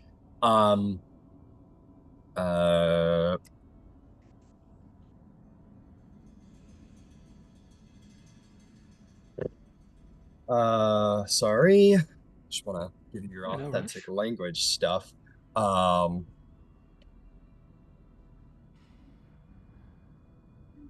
It speaks to itself and says things. And as you come to the edge, you see the creature sort of turn and look and go into the dark towards you. It says, you who comes. Who are you real? Who are you now? I am. Greetings. My name is Glint. My companions are still up above, but do you mind if I'm here for a while? If you are real, you must prove it to me. You're not another whisper in the night, are you? No. I am flesh and blood, I assure you. A trick of the Moonweaver would say such a same thing, wouldn't it? And it begins to prowl around, sort of in the black and the dark, barely visible in the dim light, even with your dark vision. And it says, indeed, the Moonweaver has her tricks. She keeps things hidden, obscured. You could be one such thing. I could find out with a swipe of my paw. You could, but I would rather you had a slightly less lethal test. I'm quite fond of my interiors. I could give you a riddle, but no, if you're an illusion of the mind, you would know what I know and answer the riddle correctly, and I'd have no choice but to let you through. No, there's no riddles to be given.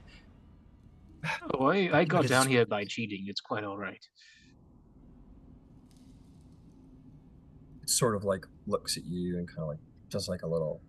Seems very twitchy, and it's kind of uncertain of you. What would you do?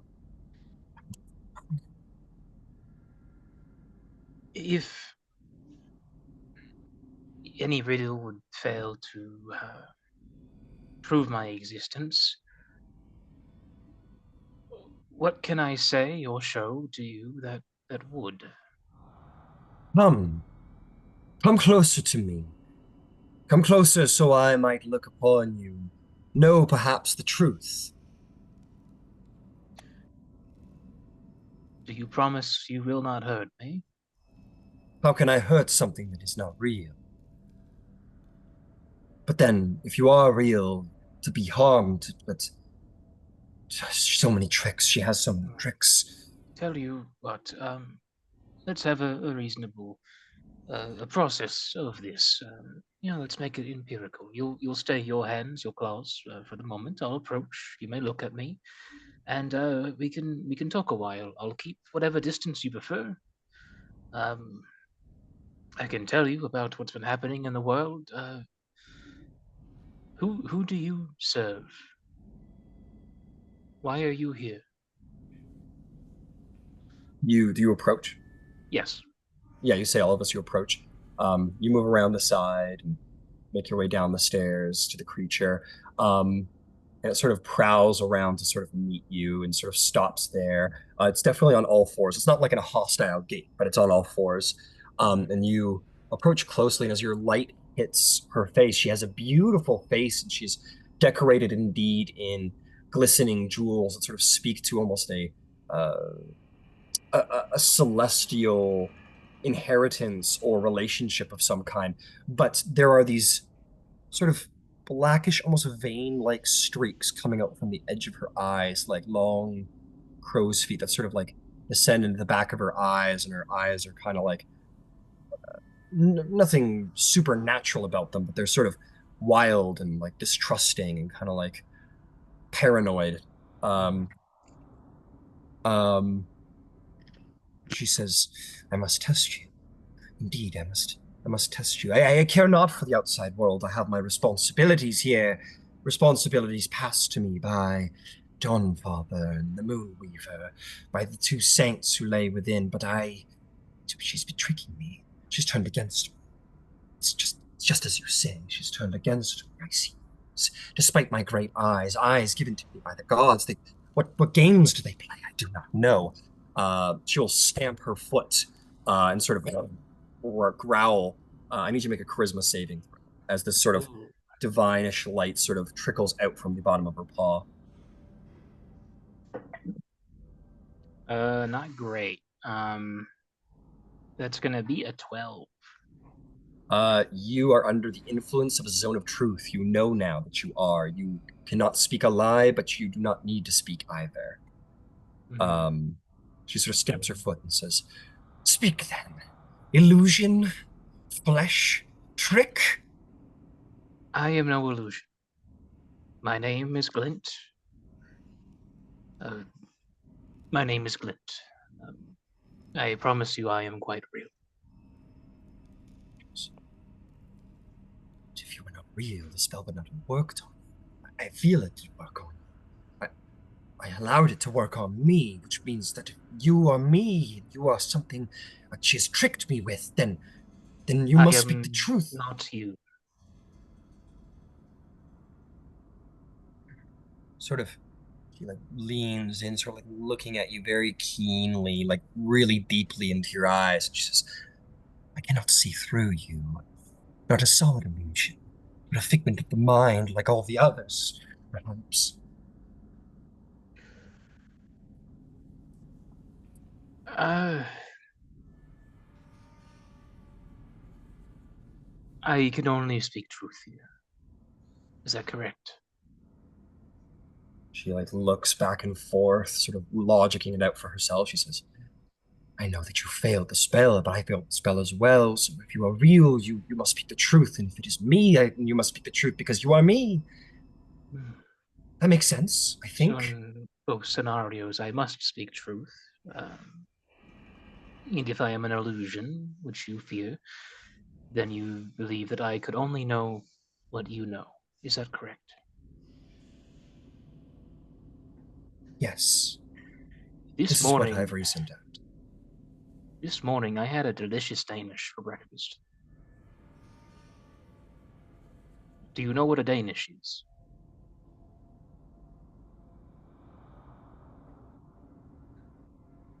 Does indeed. I'm aware of your baked pastries, though I have not tasted one in some time. Then, as a token of faith, if you knew what I know and I know what you know, then what kind of Danish was it?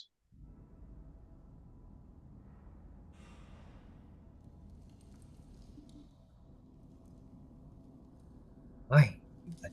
But you cannot lie, because if you are you and you are me, then you must be telling the truth, which means you cannot lie. So I do not know. Do not know. It was blueberry. It was delicious. Blueberry. I have not tasted a blueberry in a very long time. I have some food with me if you'd like it. Do you mind if I take a look at your eyes? You seem quite unwell. I promise you no harm. I only mean to take a look and see if I can ascertain your malady. My eyes? What would you wish to do with my eyes? Do you wish to steal my eyes? Never. Make a persuasion check to see if she's growing to like your nonsense. Doing well. That's just going to be a flat 10. Flat 10?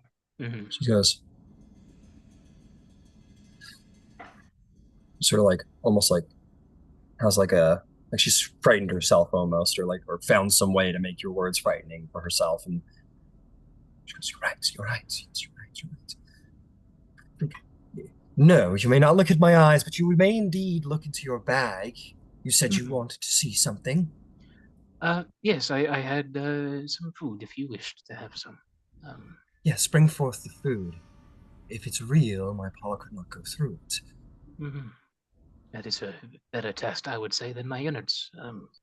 And Glint will like bring out, some carefully wrapped leftovers from the last couple days in Larengorn, and basically lay out like a one-person potluck in front of the Sphinx of Danishes and bread and cheeses and the like.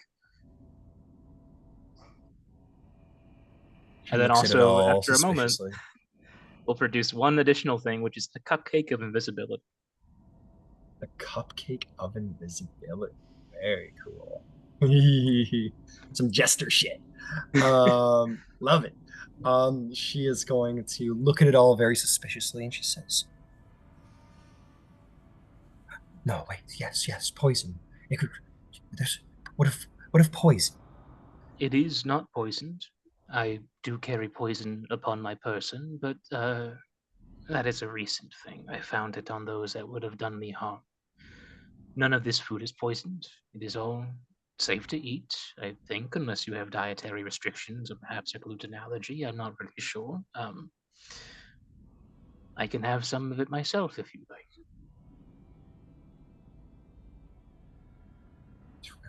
You're an illusion. It could look like you're eating it. It could be a trick anyway. I will not follow tricks. I will eat it first." And she will look over everything, and I'm gonna roll a little dice here. Funny enough, by the roll of the dice, she goes for she like looks cautiously at everything and goes for the cupcake first. Mm-hmm. She like picks up the cupcake and kind of smells it. She looks at it. She looks at you. She's going to wave her paw at you and speak some words in her strange language, and you feel like a little magical splash across you, which is what you would identify as a dispel magic, but nothing happens, for you are not an illusion to be dispelled. She kind of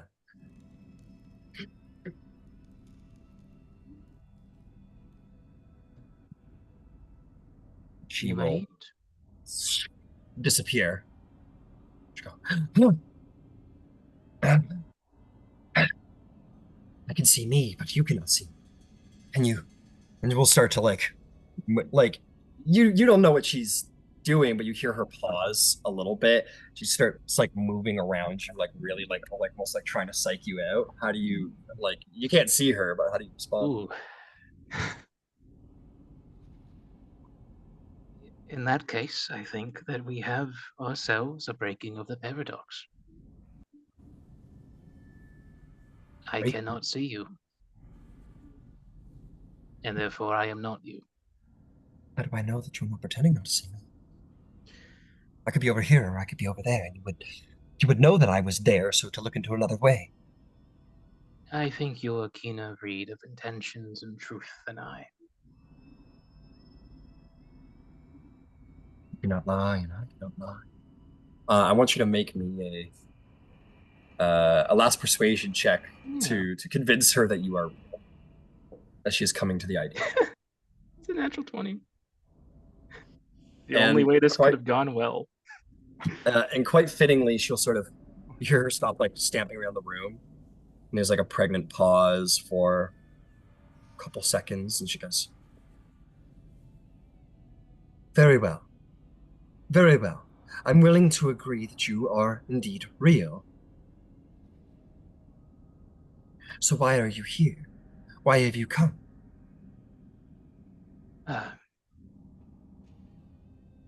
My companions and I are adventurers.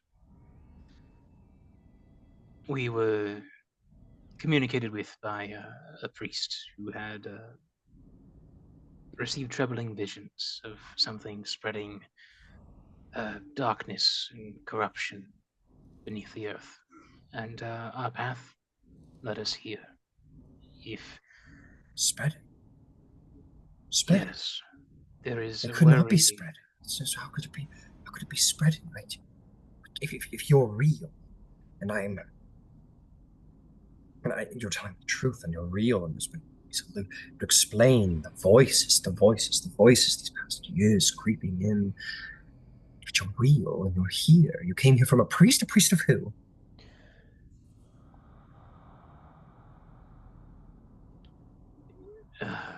They are a priest of the Moonweaver. Oh. The Moonweaver. The Moonweaver has always had light in here. Why would she? Because She's things. Plays tricks. She plays tricks. She plays tricks. You're always testing me. What does this mean? I do not think that it is she that is testing you. There were creatures that came to the surface that attacked Lirangorn. One of them was stealing eyes and claiming them, and was a powerful entity that I had never seen the like of. It was some sort of it's an aberration of some kind. If you are hearing voices and whispers here, and you cannot trust what you see, I do not think this is a test. I think that this place you are protecting is under attack. No. No. Close, but not quite. Creatures in the deep, infected by corruption, evil corruption, voices. I was brought here by. Yes, of course. I was brought here by. It's been lies. I was brought here by. This is a place of worship for the moon, for the Dawnfather. I was brought here by them. The lies began with the crash. The crash began. She starts like, you can't see her, but you hear her padding back and forth and almost like connecting dots for herself. She goes, it was the crash. The crash happened. And sometime later, the whispers came. The evil of the Moonweaver. The Moonweaver's not evil. The Moonweaver brought me here. She wouldn't have brought me here. I was to protect this place. My old friends. Why would they? They're my friends. I knew them. And they wanted it safe. But if there's corruption and evil, it's not safe anymore. It must not be safe anymore. You were brought here by a priest of the Moonweaver. This is not good. And you hear another couple words, and the invisibility scatters away, and she's visible once more, and she like comes right up to you, like this big lion-like creature sort of gets right in your face. She goes, things have gotten worse. Things are terrible. Things are truly terrible, and you come here on behest of the Moonweaver. It is not enough. She's only one part of the half. No, I have failed. And you can help us. Yes, they sent you. She sent you to fix what I had failed to protect. Yes, where are your friends? It will require more than just you. You will surely go mad. They are still trying to solve a riddle upstairs, I think. She will, a little magic will sort of pulse from the necklace around her, and then you will hear her sort of, like out of her feminine mouth, a 3 times louder than any lion you ever heard roar, billow outward loudly. All of you upstairs suddenly hear a lion's roar shake the foundations of the actual place, this lion roar that is fused with magic itself. And the dais, the altar and the dais floor upstairs sort of shimmers and vanishes, and you guys will see the spiraling staircase come down. Will you all descend? Oh yeah. Yep. With a quickness. Yeah, you guys. I imagine like. With the quickness, and I don't think Yvaine waits for anyone. I think she just goes down like an idiot. I imagine Ember's like gluing things onto a statue, and like Zarvolg's like holding them up, and Naelis is in the corner with Nyx like holding hands and praying, and just like you guys are just trying everything, and then suddenly it opens, and all of you at once are like, "Oh, I figured it out!" Yvaine, you run down. I assume everybody follows. At this point, by the way, Fen is not a giant ape anymore. A half hour will certainly pass. She will look at you, the creature, Glint, and she will say, "I am Akipus.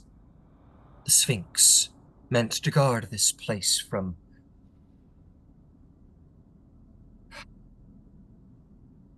Is it? You will see. Hmm. You will see. Bring your friends. If I might, If I they might attack, I ask, will destroy you all. Of course, we will not. The riddle upstairs. Was the answer just that it was a riddle? No, What was the answer? I don't remember the riddle. It has been many hundreds of years, I think, since I've been upstairs. Fascinating. Well, I guess we'll never know. She'll pad over to the two statues in the middle and will kind of like start waving her paw around and speaking in her language towards the statue of Kasika specifically. And all of you will see like Glint with this giant lioness woman. And you guys all kind of file in downstairs. Hello, friends. Step easy. Be mindful of the company. She means us no harm, but she has had a trying few centuries, probably. I'm not sure. Goes, no, friend, no, friend. Not a trying few. I am made to guard these places. I have been fine. It was the crash. It was the crash. It disrupted the wards. The wards. The Dawnfather hasn't had a power here in many years, and that's when she slipped in. There was a dragon that destroyed part of the mural up above. The crack spread through the stone. I believe that might be the crash you're speaking of. Yes, perhaps it was. I don't recall time too well down here, but then I am a Sphinx, and Sphinx know time quite well. It was about more than 20 years ago the crash happened. I don't remember. It was 23, 24 years ago, some such. It was such a long time, but now this place is not secure. It cannot serve its original purpose. I have failed in my purpose. The dragon. At this point, she will say a word in her strange language to the statue and sort of bow her head. And you'll catch the word Kasika in there. It's not a language any of you understand, but in this moment, one of the portcullis will say, if you all be here, champions of the Moonweaver, come now. She'll pad into the lair.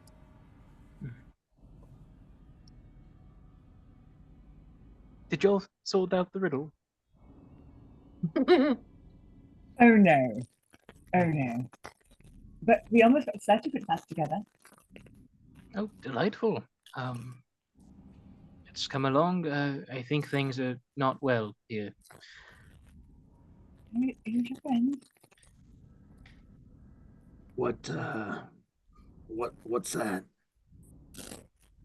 Well, that's Agapis. Agapis? Agapis? Arcapius. I'll put that in the chat as well. Thank you. That does require a handout, I think, to get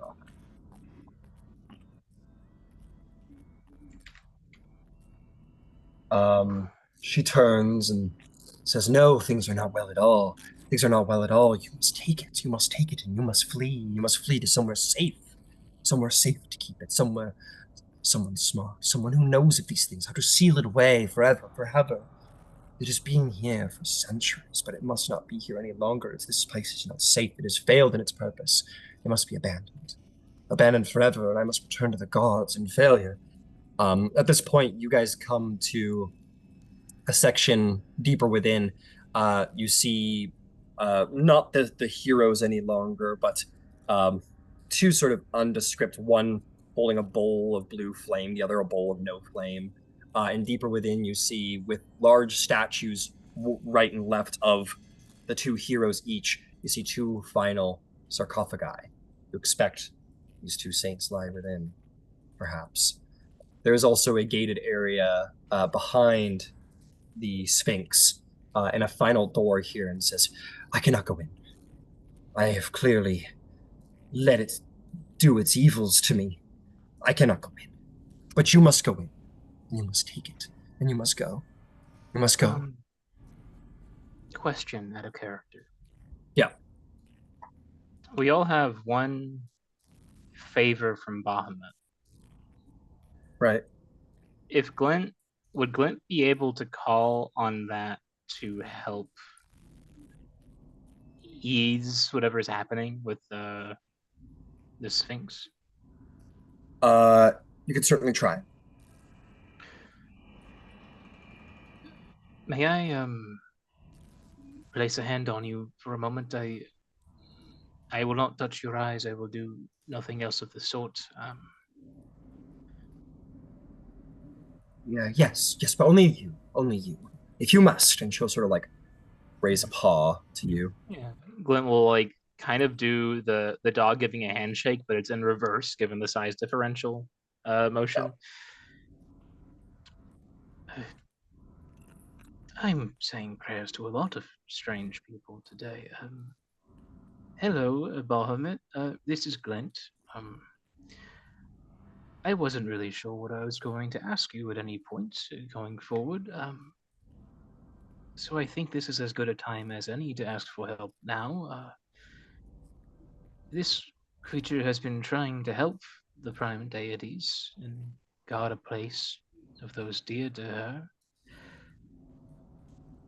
and seems to have been suffering for a terribly long time. Could you do something to help her?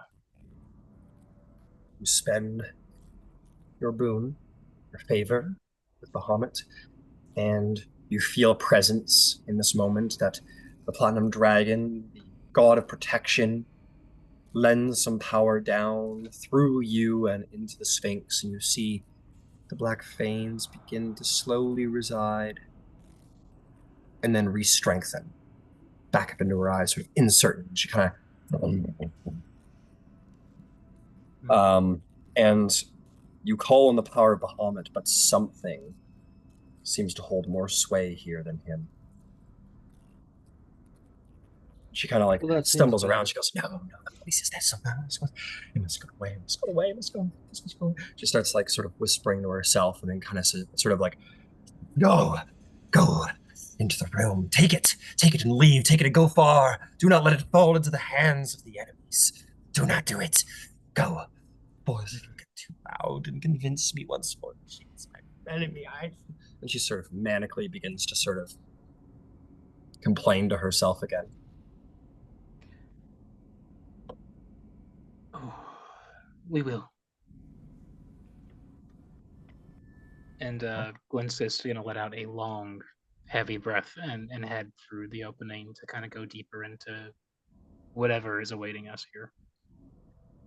The doors crack open. They're, at this point, seemingly regular barred wood doors. Would take quite a great deal of might to power through them, but these last doors do not seem to be defenses, but just there. As you open the door, all of you feel, when like new tombs are open that haven't been excavated in a long time, and you feel that wash of air come out to greet you as the air of the old world mingles with the new.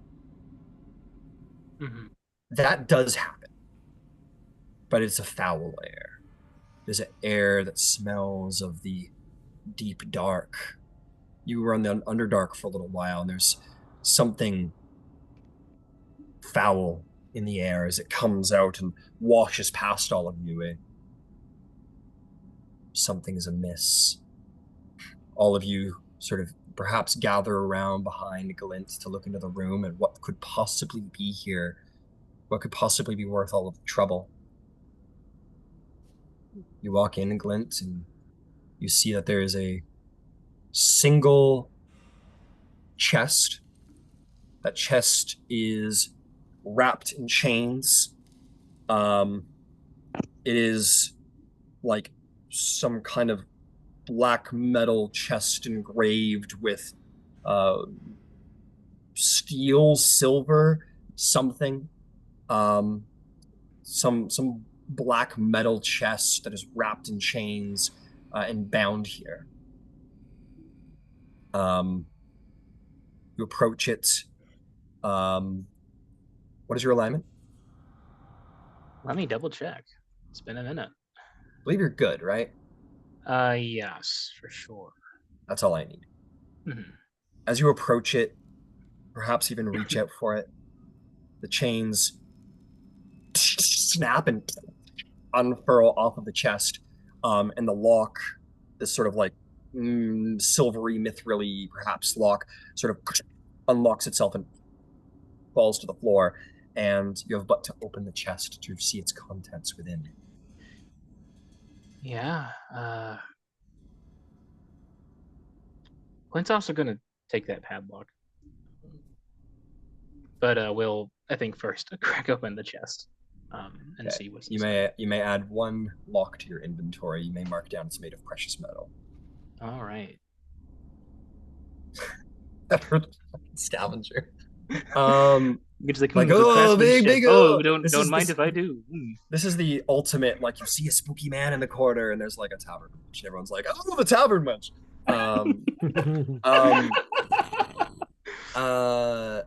You open the chest. Is anybody in there seeing what he is seeing?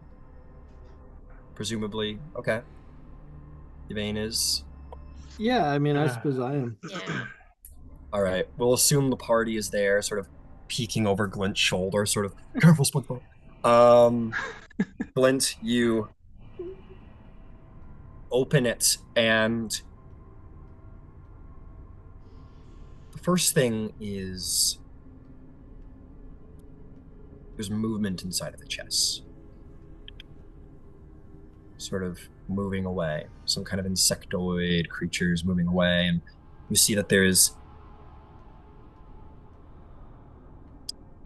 a circlet.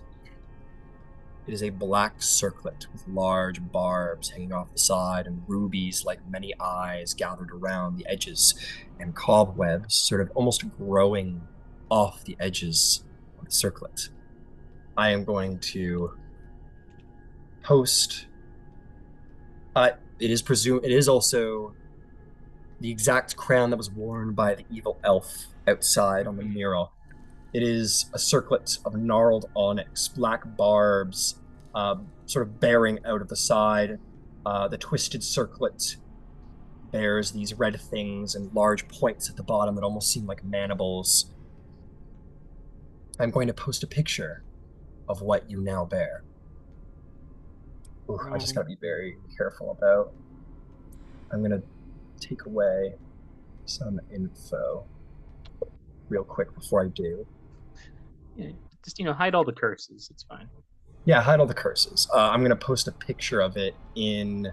I'm gonna post its handout, as a matter of fact. So it's in the Roll20. Just get some stuff in.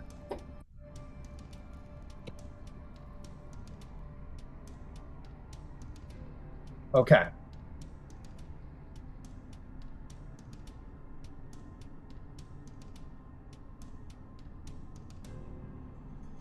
I'll post a picture in the Facebook too for anybody who's not taking a look at it.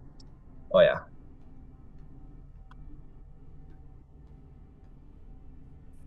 I'm so slowly holding it up like it's the One Ring. Ooh. That's spooky. As you hold it up, Glint, you bear it in your hands. There is something very magical about this. But its touch in your hands, you held it very carefully, of course. But as you hold it, you feel like as if you have touched pinpricks, and it feels painful in your hands. As if like when you picked it up and began to move it, it sort of shifted as if it meant to stab you in the fingers, and little bits of blood begin to trickle off the tips of your fingers as you hold it. To hold it feels like to be barbed by it.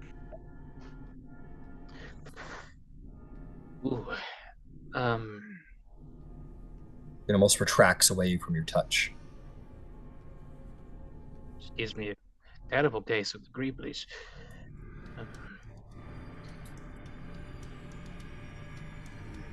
And that feeling persists, correct? Yeah. Like even as you like readjust your hand, like it almost is like it's hard to describe. Like almost as there's no place you can hold it where it doesn't feel painful for you to touch. Yeah. There's always something sticking into your finger, and very quickly you find like blood trickling down your elbow. And all of you would see this as Glint's trying to handle it, but it's not agreeing with him. I think Glint's gonna try and put it into the bag of holding then for now. Okay, you open your bag and it vanishes into the bag of holding.